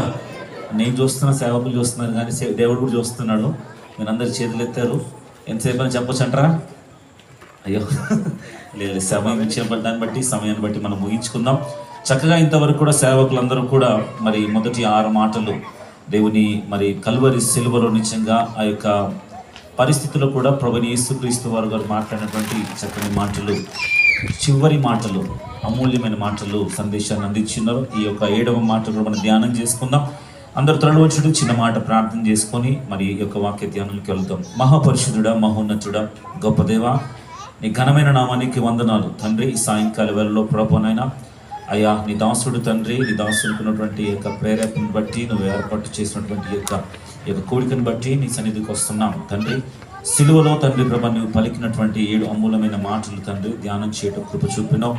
ఇంతవరకు ప్రభు నీ దాసులు నిలబెట్టుకొని చక్కగా తండ్రి 6 మాటలు మాట్లాడటకు సహాయం చేసావు. ఈ చివరి మాట 7వ మాట ధ్యానం చేస్తుండగా నీ సన్నిధి మాకు తోడుగా ఉంచు అయ్యా. పరిశుద్ధాత్మను మాకు సహాయంగా తెచ్చి మీ నోటికి బోరగా వాడుకోమని యేసు నామమున ప్రార్థిస్తున్నాను తండ్రి. బిగ్గర చెప్తాం ఆమేన్. హల్లెలూయా, హల్లెలూయా. చివరి మాట మన లూకా సువార్త 23వ అధ్యాయము 46వ వాక్యంలో, అప్పుడు యేసు గొప్ప శబ్దముతో కేక వేసి, తండ్రి నీ చేతికి నా ఆత్మను అప్పగించుకొనుచున్నాను అనేను. హల్లెలూయా. తండ్రి నిజంగా ఈరోజు మనం ఈ మాటను ధ్యానం చేస్తున్నట్టయితే తన ఆత్మను ఏం చేస్తున్నాడంట? అప్పచెప్పుకుంటున్నాడు. ఎవరికి? తండ్రికి అప్పచెప్పుకుంటున్నాడు. ఇంతవరకు మరి సహోదరులు కూడా చెప్పి ఉన్నారు ఏమనండి, సమాప్తమైనది అని చెప్పి ఉన్నారు. ఈ లోకానికి ఆయన వచ్చినటువంటి కార్యాలు లేకపోతే తండ్రి చిత్తాన్ని నెరవేర్చి తను చేయవలసినటువంటి కార్యాలన్నీ కూడా చేసి ముగించి సమాప్తమైనదని చెప్పిన తర్వాత ఇప్పుడు ఆయన ఏం చేస్తున్నాడంట? తన ఆత్మను తండ్రి చేతికి అప్పగిస్తున్నాడు. హల్లెలూయా. మనం గమనించినట్లయితే తన్ను తాను అప్పగించుకుంటున్నట్లుగా ఇక్కడ లేఖనాలు చూస్తున్నాం. యేసుక్రీస్తు ప్రభుల వారిని మరణానికి ఎవరో తీసుకొచ్చి మరి ఏదో కుయిక్కి పని లేకపోతే ఇంకేదో చేసి ఆయనను బంధించి తీసుకెళ్ళి అని మనం అనుకుంటున్నాం. కానీ లేఖనాలు సెలవిస్తుంది ఏమని తెలుసా? తన్ను తానుగానే అప్పగించుకున్నాడంట. చదువుదాం ఒకసారి ఆ మాట ఎక్కడుందంటే గలతీయులకు రాసిన పత్రిక, ఒకసారి అందరూ పరిశుద్ధ గ్రంథం తీయండి. గలతీయులకు రాసిన పత్రిక 1వ అధ్యాయము 4వ మాట ఈ మాట రాయబడింది. ఎందుకు ఆయన తన్ను తాను అప్పగించుకోవాల్సిన అవసరం ఏర్పడిందంటే, మన తండ్రి అయిన దేవుని చిత్త ప్రకారము క్రీస్తు మనలను ప్రస్తుత దుష్ట కాలములో నుండి విమోచింపవలనని మన పాపముల నిమిత్తము తన్ను తాను యేసుక్రీస్తు ప్రభుల వారంట తన్ను తాను అప్పగించుకోగల కారణం ఏంటంట? మొదటిగా ఈ దుష్టకాలంలో, ఈ ప్రస్తుత దుష్టకాలములో నుండి మనల్ని మన పాపముల నుంచి మనకు విముక్తి కలుగజేయుట కొరకు ఆయన తన్ను తాను ఈ దినం అప్పగించుకున్నాడంట. హల్లెలూయా, హల్లెలూయా. ఆయన ఏదో ఎవరో వచ్చి సైనికులు వచ్చి లాక్కెళ్ళిపోయారు, బంధించారు అని మనం అనుకుంటున్నాం. కానీ కాదు. ఈ లోకానికి ఆయన వచ్చిన కారణం ఏంటి తెలుసా? ఈ ప్రస్తుత కాలంలో ఉన్నటువంటి ఈ దుష్ట కాలము, ఈ దుష్ట యుగములో నుండి మనలను, మన పాపము నుంచి మనం విమోచింప చేయాలని, మనం రక్షింప చేయాలని ఈ లోకానికి యేసుక్రీస్తు ప్రభువు తన్ను తానుగా మరణానికి అప్పచెప్పుకున్న దేవుడై ఉన్నాడు. దేవునికి స్తోత్రం చెల్లిద్దాం. హల్లెలూయా, హల్లెలూయా. మత్తయి సువార్త 1:21 వాక్యంలో ఈ మాట ఉంది. ఆయన యేసుక్రీస్తు ఈ లోకానికి పుట్టినప్పుడు ఈ మాట మాట్లాడింది. ఏమని రాయిపోయిందంటే, తన ప్రజలను వారి పాపము నుండి ఆయన రక్షించును. అందుకే ఆయనకి ఏమని పేరు పెట్టిందంట? యేసు అని పేరు పెట్టారు. తన ప్రజలను, తన ప్రజలంటే ఎవరు? మనం అందరం కూడా ఎవరి ప్రజలమైనప్పుడు? దేవుని ప్రజలమైన తన ప్రజలను వారి పాపముల నుండి. ఈరోజు ప్రతి ఒక్కరి మీద పాపం మోపబడి ఉంది, నేరం మోపబడి ఉంది. ప్రతి ఒక్కరు కూడా, ఏ మనుషుడు కూడా నిజంగా మరి పరిశుద్ధుడు లేడు. వాక్యం ఉంటుంది, రోమీయులకు రాసిన పత్రిక తెలుసా? నీతిమంతుడు లేడు, ఒక్కడును కూడా లేడు. ఒక్కరు కూడా నీతిమంతులు లేరు. ప్రతి ఒక్కరి మీద పాపం అనే ఒక కాడి మోయబడి ఉంది. అయితే ఈరోజు తన్ను తాను అప్పగించుకోగల కారణం ఏంటంటే, మన పాపములు ఈ దుష్ట కాలంలో, ఈ యొక్క దుష్ట యుగంలో నుండి ఉన్నటువంటి పాపంలో నుంచి మనల్ని విముక్తి చేయడకు యేసుక్రీస్తు ప్రభువు ఈ లోకానికి వచ్చి ఉన్నాడు. హల్లెలూయా. ఏంటి దుష్ట కాలంలో ఏముంది అనంటే, ఈ లోకంలో ఉన్నదంతా కూడా ఏంటంట? శరీరాశ, నేత్రాశ, జీవపు డంబము. ఈ 3 లేవు అని వారు ఒకసారి చేతులు ఎత్తారా? ఇక్కడ కూర్చున్నారా? ఉన్నారా? నాకు ఈ 3 ఒక్కటనే లేదు పాస్టర్ గారు ఉన్నారా? ప్రతి ఒక్కరి జీవితంలో శరీరాశ కానీ, నేత్రాశ కానీ, జీవపుడ్డములు కానీ ఏదో ఒకటి కలిగి ఉంది. శరీరాశ కలిగిన వారు ఒకరు, మాకు శరీరాశ లేదు, మాకు వస్త్రాల మీద ఆశ లేదు, వస్తువుల మీద ఆశ లేదు, మాకు శరీరం మీద ఎటువంటి ఆశ లేదు అనుకుని ఉన్నవారు ఉండొచ్చు. నేత్రాశ, చూసినల్లా కావాలి, మాకు అవసరం లేదు అనుకుని ఉండొచ్చు. జీవపు డంబం లేని వారు లేరు. ఈరోజు నిజంగా ఇక్కడ నిలబడి మాట్లాడుతున్న సేవకుల జీవితంలో కూడా చాలాసార్లు మా జీవితంలో కూడా జీవపు డంబం అనేది కలుగుతుంది. ఏంటి తెలుసా? ఈ పెళ్లి దిగిన తర్వాత పాస్టర్ గారు, అయ్యారు మీరు చక్కగా వాక్యం చెప్పారండి అన్నం అనుకో, మనం ఏమొచ్చింది? అతిశయం వచ్చింది. మనం ఏమొస్తుంది తెలుసా? ఒక జీవపు డంబం కలుగుతుంది. దేవుడు అంటున్నాడు, ఈ లోకంలో ఉన్న అట్టి దుష్ట కాలంలో, దుష్ట క్రియల నుంచి మనల్ని విముక్తి పరచుట కొరకే తన్ను తాను ఏం చేశాడంటే ఇప్పుడు అప్పగించుకున్నాడు. హల్లెలూయా. ఇంకోటి, తను అప్పగించుకున్న గల కారణం ఏంటి తెలుసా? ఆయన మనల్ని ఆయన సొత్తుగా మార్చుకున్నటకు. చదువుదాం ఒకసారి ఆ మాట కూడా ఎక్కడుందో ఒకసారి అందరు కూడా లేఖనాలు తీరిని. తీతుకు రాసిన పత్రిక 2వ అధ్యాయం 14వ వాక్యంలో ఈ మాటలు రాయబడింది. తీతుకు రాసిన పత్రిక 2వ అధ్యాయం 14వ మాటలో, ఆయన సమస్తమైన దుర్నీతి నుండి మనల్ని విమోచించి సత్క్రియలందు ఆసక్తి గల ప్రజలను తన కొసరము పవిత్రపరుచుకొని తన సొత్తుగా చేసుకున్నటకు తన్ను తాను మన కొరకు అర్పించుకున్నాడు. దుష్టక్రియల నుంచి తప్పించిన దేవుడు ఈ దుష్టకాలంలో ఉన్నటువంటి లోక ఆశల నుంచి, లోక క్రియల నుంచి మనల్ని విముక్తి పరచడం కొరకు తన్ను తాను అప్పగించుకున్న దేవుడు ఈరోజు నిన్ను రక్షించి ఆయన మీద నుండి పాపపు దాస్య కాడి నుంచి విడిపించిన తర్వాత ఆయన నిన్ను విడిచిపెట్టలేదు. ఇప్పుడు ఏమంటుంటే తెలుసా? నీవు నా సొత్తు అంటున్నాడు. దేవునికి స్తోత్రం చెల్లిద్దాం. హల్లెలూయా, హల్లెలూయా. ఆయన ఇప్పుడు మనల్ని ఏమంటున్నాడు తెలుసా? నీవు నా వాడవు అంటున్నాడు దేవుడు. నీవు నా సొత్తువు, నా స్వాస్థ్యం అని దేవుడు పలుకుతున్నాడు. మనల్ని చూసి నా కుమారుడు, నా కుమార్తె అని దేవుడు పలుకుతున్నాడు. ఎందుకు తెలుసా? ఈ దుష్ట కాలం నుంచి, ఈ దుష్ట క్రియల నుంచి దేవుడు మనం విముక్తిపరిచి నన్ను సొత్తుగా మార్చుకున్నాడు అన్న దేవుడు. ఎంతమంది నిజంగా ఈరోజు నేను దేవుని సొత్తుగా ఉన్నా అన్నవారు దేవునికి స్తోత్రం చెప్దాం. హల్లెలూయా. నేను దేవుని సొత్తు, నేను దేవుని వాడను అన్నవారు నిజంగా దేవుని రక్షించబడిన వారిలో మనం ఉంటాం. హల్లెలూయా. ఈరోజు దేవుడు సొత్తుగా మార్చుకున్న తర్వాత దేవుడి మీద ఒక బాధ్యత పెట్టి ఉన్నాడు. కేవలం ఇక్కడ ఉన్నట్టు సేవకుల మీద కాదు, లేకపోతే ఇక్కడ సంఘ కాపురుల మీద కాదు, ఆయన సొత్తుగా మార్చబడిన ప్రతి ఒక్కరి మీద దేవుడు ఒక బాధ్యత పెట్టి ఉన్నాడు. ఏంటి ఆ బాధ్యత అంటే, మొదటి పేతురు రాసిన పత్రిక 2వ అధ్యాయం ఈ మాట చదివి ముగించుకుందాం. మొదటి పేతురు రాసిన పత్రిక 2వ అధ్యాయం 9వ వాక్యంలో ఈ మాట. అయితే మీరు చీకటి నుండి ఆశ్చర్యకరమైన తన వెలుగులోనికి మిమ్మల్ని పిలిచిన వారి గుణాతిశయములు ప్రచురము చేయ నిమిత్తము ఏర్పరచబడిన వంశమును, రాజులైన యాజక సమూహము, ప్రస్తుత జన సమూహము. ఎవరంట వీళ్ళందరూ? మీరందరూ గట్టి చెప్పాలి. ఎవరికంతా? దేవుని సొత్తైన ప్రజలై ఉన్నారు. వీళ్ళందరూ ఎవరు తెలుసా?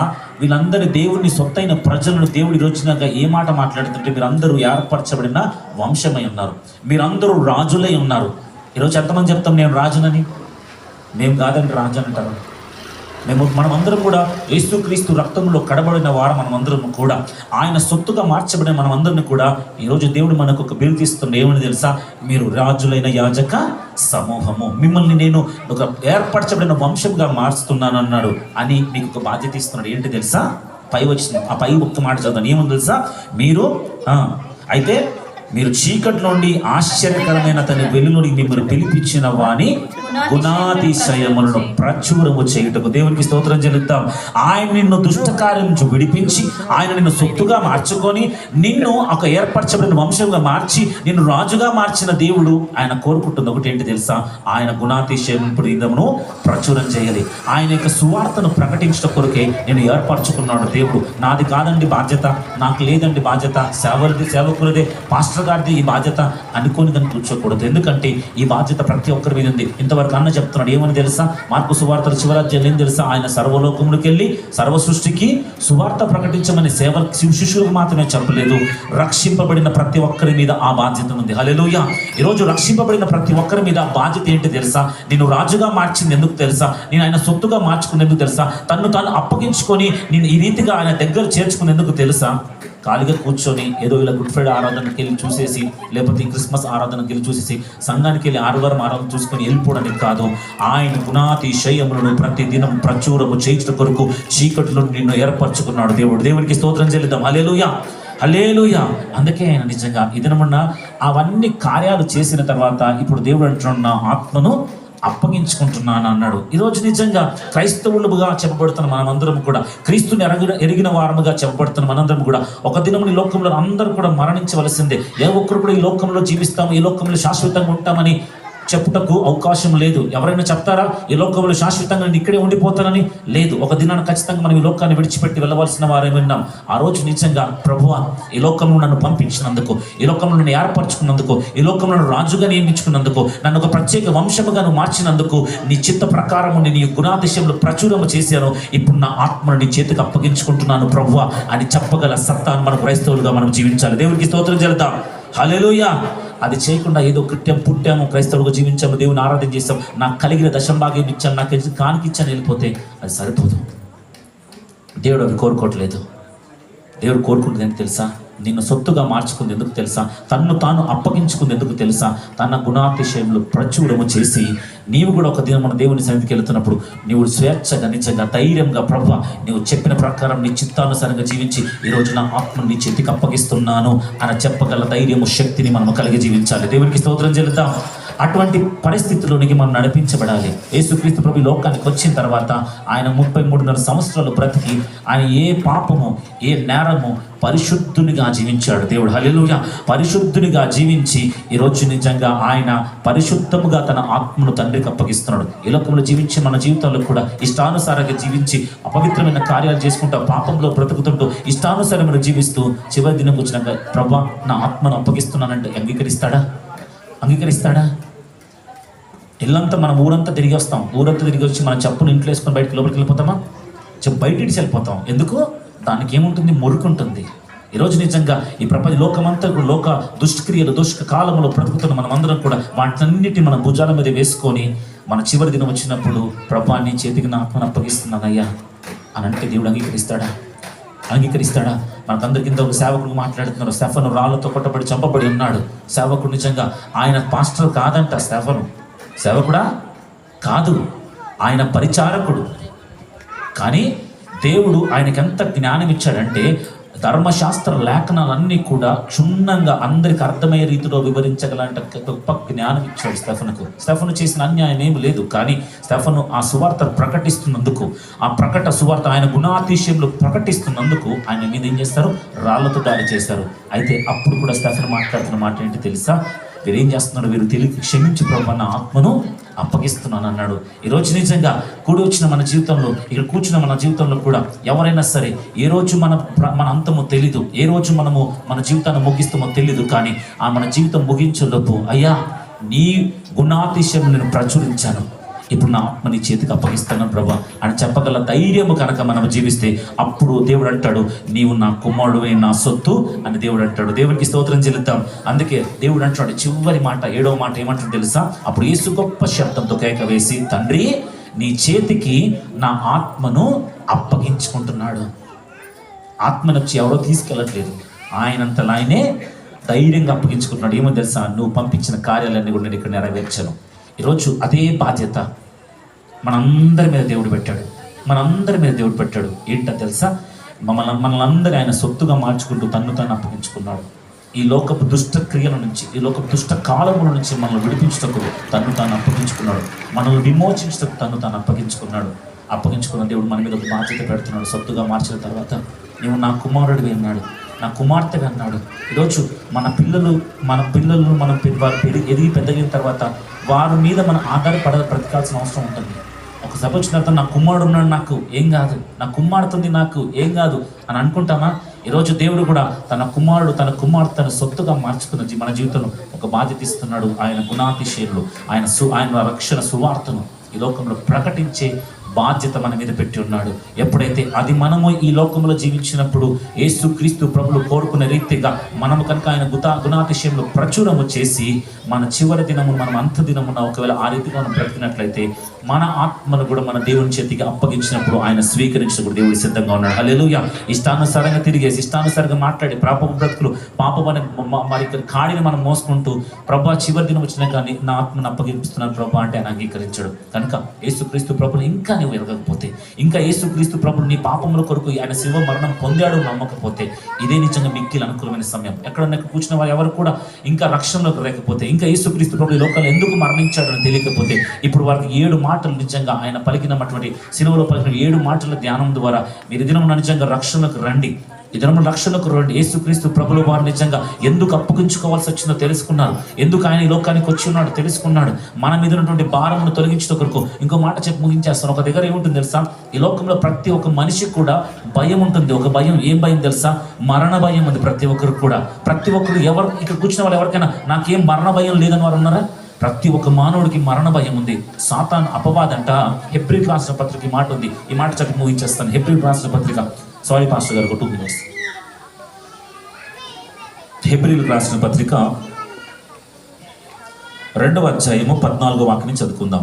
హెబ్రీలకు రాసిన పత్రిక 2వ అధ్యాయం 14వ వాక్యం నుంచి. కాబట్టి ఆ పిల్లలు రక్త మాంసములు గలవారైనందున ఆ ప్రకారమే మరణము యొక్క బలము గలవానిని అనగా అపవాదిని మరణము ద్వారా నశింప చేయుటకు జీవిత కాలమంతయు మరణ భయము చేత దాస్యమునకు లోబడిన వారిని విడిపించుటకును ఆయన కూడా రక్త మాంసములో పాలివాడాయను. కాబట్టి ఆ పిల్లలు రక్త మాంసము గలవారైనందున ఆ ప్రకారమే.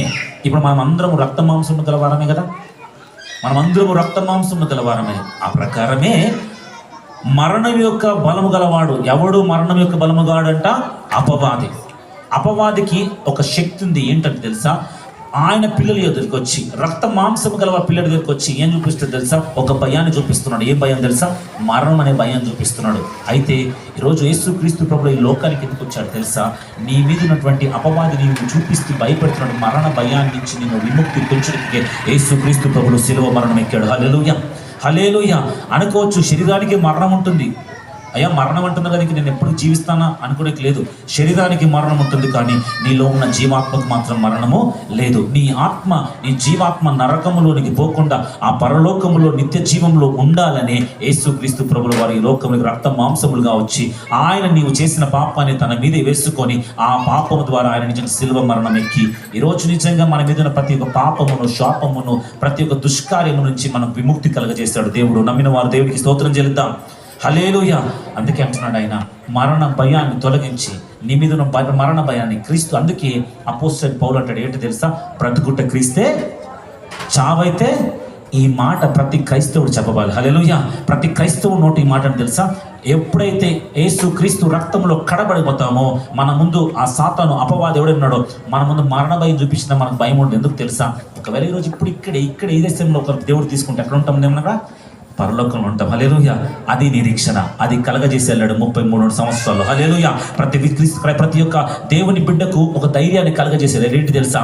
బ్రతుకుట క్రీస్తే, చావైతే లాభం అనే యొక్క నిరీక్షణ కలగజేసి వెళ్ళాడు దేవుడు. అయ్యో ఇంక నేను ఎప్పుడు మరణిస్తున్నా భయం అవసరం లేదు. యేసుక్రీస్తుని ఎరగని వాడికి భయం. ఏంటి తెలుసా? 100 సంవత్సరాలు బ్రతికినా కూడా రేపు చనిపోతామంటే భయపడతాడు. కానీ 30 సంవత్సరాలకైనా సరే ఈ రేపు నీకు దేవుడి ద్వారా నీకు మరణం వస్తుందంటే సంతోషంగా ప్రభు సన్నిధిలో ఉంటామని నిరీక్షణ ఉండేది. కేవలము దేవుని ఎరిగి రక్షణలోకి నడిపించినబడి మనకు మాత్రమే. దేవునికి బిగ్గరగా స్తోత్రం చెల్లిద్దాం. హల్లెలూయా. అందుకని యేసుక్రీస్తు ప్రభు అంటున్నాడు, ఇప్పుడు నా ఆత్మను నీ చేతికి అప్పగిస్తున్నా అంటున్నాడు. మనమందరం కూడా ఇదే రీతిగా ప్రభు ఏ రీతిగా తన ఆత్మను అప్పగించుకున్నాడో మనమందరూ కూడా ఒక దినాన్న ఈ లోకాన్ని విడిచిపెట్టిన వారమే ఉన్నాం. మనం కూడా ఆ రీతిగా ప్రభు ఈ లోకంలో పరిచయం చేస్తాడు. ఆయన మరణ పునరుత్థానముల గురించినటువంటి సువార్తను ప్రకటించి ఒక దినమున ప్రభు రాకడలో నిజంగా ఎత్తబడే గుంపులో మనం అందరం ముందుగాక. దేవుడి ఈ మాటలు దీవించి ఆశీర్వదించండి. ఉంచండి. Thank you so much brother. చక్కటి దేవుని మాటలు. లూకాసు సువార్త 23వ అధ్యాయం 46వ వచనం. అప్పుడు యేసు గొప్ప శబ్దంతో కేక వేసి, తండ్రి, నీ చేతికి నా ఆత్మను అప్పగించుకొనుచున్నానెను. ఆయన ఇలాగ చెప్పి ప్రాణము విడిచెను.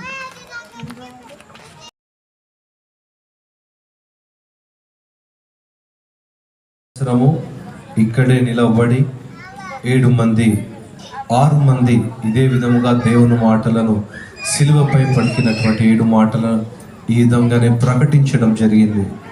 ఈ దేవుడు గొప్ప శక్తి, ఈ దేవుడు జీవము కలిగిన వాడు అని నమ్మి మరణావస్థలో మరణ పడక మీద ఉన్నటువంటి ఒక కుటుంబం, ఆ కుటుంబం ఎవరో కాదు, ఈ యొక్క స్టేజ్కి ఎగ్జాక్ట్గా ఆపోజిట్లో ఉన్నటువంటి అక్కడ కూర్చున్నారు కదా అశోక్ అన్న, వారి భార్య మరణ పడకలో ఉన్నటువంటి ఆయన ఈ దేవుడు గొప్పవాడని, ఈ దేవుడు స్వస్థపరుస్తాడు అని విని ప్రార్థన అవసరతల కొరకు సంఘానికి విన్నపం ఇక్కడ ఉన్నటువంటి రాములమ్మ ఆంటీ ద్వారా పంపించడం జరిగింది. ఇక్కడ నుంచి ప్రకటించినటువంటి మాటలు, ఈ జీవము కలిగిన మాటలు వారి హృదయంలో పడ్డాయి. కాబట్టి వారు ఎందుకు యేసు ప్రభువు దగ్గరికి మేము ఈ యొక్క విన్నపమును తీసుకుని వెళ్ళకూడదు అని వారు చేసేటటువంటి ప్రతి దగ్గరికి వెళ్ళారు. ఎక్కడికి వెళ్ళాలో అక్కడికి వెళ్ళాలి. ఎక్కడ కూడా వారికి ఫలితం కనబడకపోగా యేసు ప్రభు దగ్గరికి రావడం జరిగింది. ఈరోజు ఆయన మరణ పడక మీద నుండి ఆయన ఆపరేషన్ థియేటర్కి తీసుకుపోతుంటే వారి యొక్క కుమారుడు ఒక సవాల్ విసిరాడు. ఏంటో తెలుసా? మా నాన్నకు ఒకవేళ ఆపరేషన్ జరగకపోతే ఇదిగో మేము యేసు ప్రభువును అంగీకరిస్తాం. ఈ మాట విన్నటువంటి దేవుడు ఆయన ఆపరేషన్ థియేటర్ వరకు తీసుకొని వెళ్ళి నీకు ఆపరేషన్ అవసరం లేదని ఈరోజు సజీవ సాక్ష్యముగా ఆయన నిలవబెట్టాడు. హల్లెలూయా, హల్లెలూయా. వారిని నిలవబెట్టిన దేవుడు ఎవరినైనా నిలవబెట్టుటకు ఆయన సమర్థుడు. ఇక్కడ నుంచి వక్తలు వాక్యం చెప్పినటువంటి ప్రతి ఒక్కరు చాలా బిజీ స్కెడ్యూల్లో వచ్చారు. దేవుడు అద్భుతంగా వారిని వాడుకుని ఉన్నాడు. హల్లెలూయా. అంత మాత్రమే కాదు, రెండవ సాక్ష్యం ఏంటో తెలుసా? ఉదయం నుంచి వాతావరణం కనుక చూస్తే, నేను అన్నతో మాట్లాడుతున్న రాజన్నతో, డేవిడ్ ఇక్కడ జోరు వాన, గాలివాన, భయంకరమైనటువంటి పవర్ కూడా లేదు, మొత్తం చెట్లు సైతం పడిపోయి ఉన్నాయి. బిహెచ్ఎల్ అన్న అదే కదా మీరు చెప్పినటువంటి ఎగ్జాక్ట్ ఉన్నట్టుగా, నో ఎగ్జాగరేషన్, ఉంటే ఇంతుంటే అంతేగా అదే మాట చెప్పాడు. అక్కడ పవర్ లేదు. వర్షం ఆయా ప్రాంతంలో వస్తున్నటువంటి యవన బిడ్డలు చెప్పారు, భయంకరమైనటువంటి కుంభ వర్షం. ప్రార్థన చేస్తూ ఉన్నాము, మందిరంలో ఉండి ప్రార్థన, దేవుని సన్నిధిలో ప్రార్థన చేయడానికి ప్రార్థన వీరులను దేవుడు మాకు అనుగ్రహించాడు. హల్లెలూయా. దైవజనురాలు మన మధ్య లేరు, కానీ వారి ప్రార్థన, వారి యొక్క సారథ్యంలో జరిగేటటువంటి ఈ పని దేవుడు మహిమకరంగా జరిగించి ఉన్నాడు. హల్లెలూయా. సమస్త మహిమ ఘనత ప్రభావములు దేవునికే కలుగునుగాక. ఎందుకు ఈ 2 సాక్ష్యములు చెప్పాము అని అంటే, ఇప్పటి వరకు చెప్పినటువంటి మాటలు ఆయన మొదటి రాకడ గురించి చెప్పబడి ఉన్నాయి.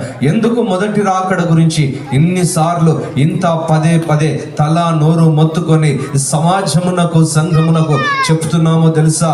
ఆయన మరలా ఈ భూమిపైకి, ఆయన మరలా మధ్యాకాశములోనికి రాబోతున్నాడు. ఈసారి ఆయన సిలువ పైకి రాడు.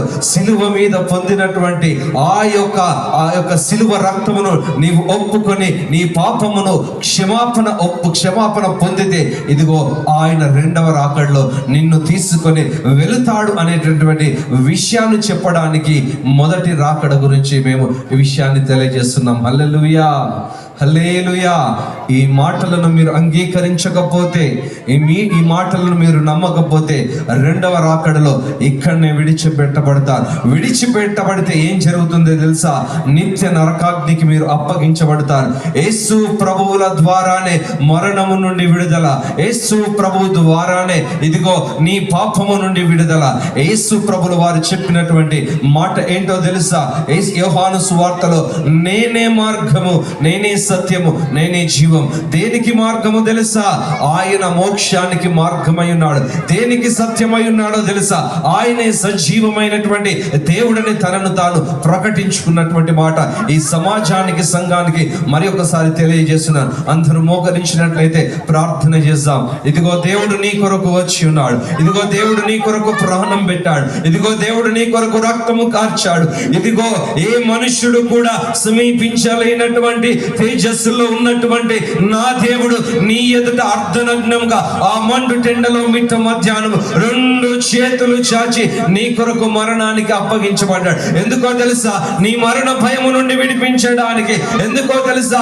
నీ మరణము నుండి విడిపించి నీ పాపము నుండి విడిపించడానికి అధికారం యేసు ప్రభువుల వారికి మాత్రమే కాదు, నశించిన దానిని వెదకి రక్షించడానికి ఆయన ఈ లోకమునకు వచ్చినాడు. నీవు అక్రమ సంబంధముల చేత నశించిపోయావా?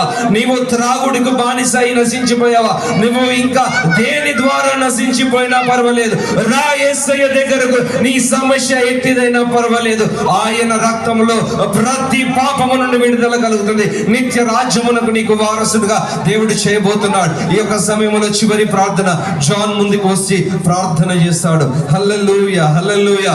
దేవుడు మనకిచ్చినటువంటి చక్కటి మాటలను బట్టి రెండు చేతులైతే దేవుని స్తుతిస్తాం. హల్లెలూయా. దేవా మీకు స్తోత్రములు ప్రభువా.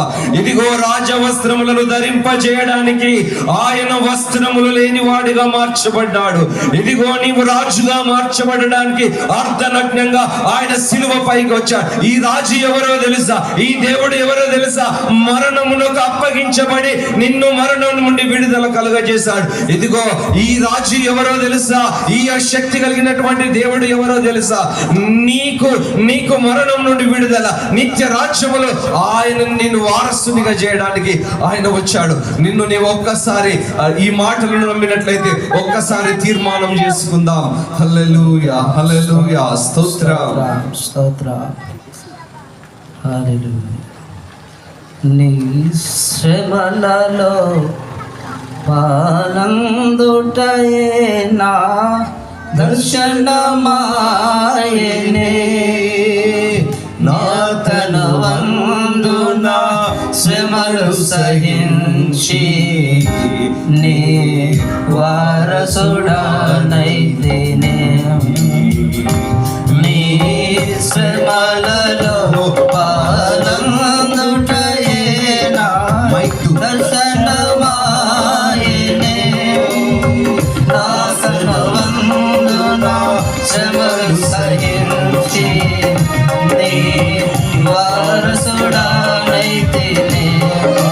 నా ధన్యత, నా భాగ్యము ఏమని వివరింతును,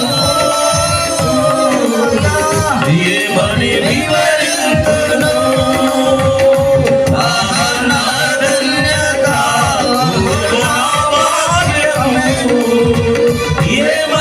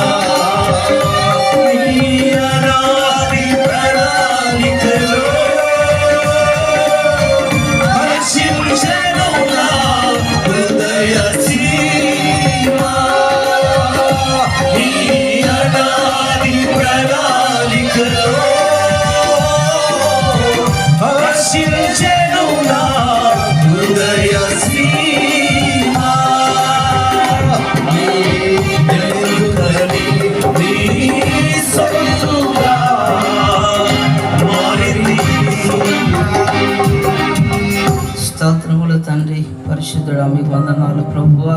ఈ పూట నా తండ్రి మీరు పలికిన సిలువలో నా తండ్రి 7 మాటలు నా ప్రభువా ధ్యానించుతుండగా నా తండ్రి వారి సమయాన్ని వెచ్చించిన ప్రభువా మీ యొక్క దాసులు పలికిన మాటలు నా తండ్రి విరుద్ధంగా పోనీక ప్రభువా వారు అలా బదులుపరుచుకొని నా తండ్రి నీ రాకడ వరకు నా తండ్రి వెలుగుచు ప్రకాశవంతమైన దీపాలుగా మారటకు మీ సహాయం దయచేయండి.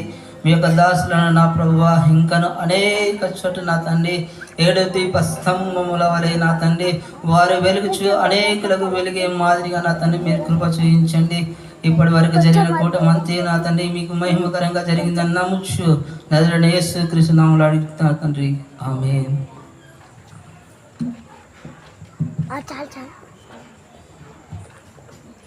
మన తండ్రి అయిన దేవుని యొక్క ప్రేమయు ప్రభువైన యేసుక్రీస్తు యొక్క కృపయు పరిశుద్ధాత్మక అన్యోన్య సహవాసము ఇప్పుడును ఎల్లప్పుడూ కూడిన మనకును లోకంలో సకల పరిశుద్ధులకు ఆ రీతిగానే ఈ కూడికను ఏర్పాటు చేసిన దైవ సేవకులకు వారి కుటుంబానికి వారి సంఘానికి సదాకాలము తోడే ఉండును గాక.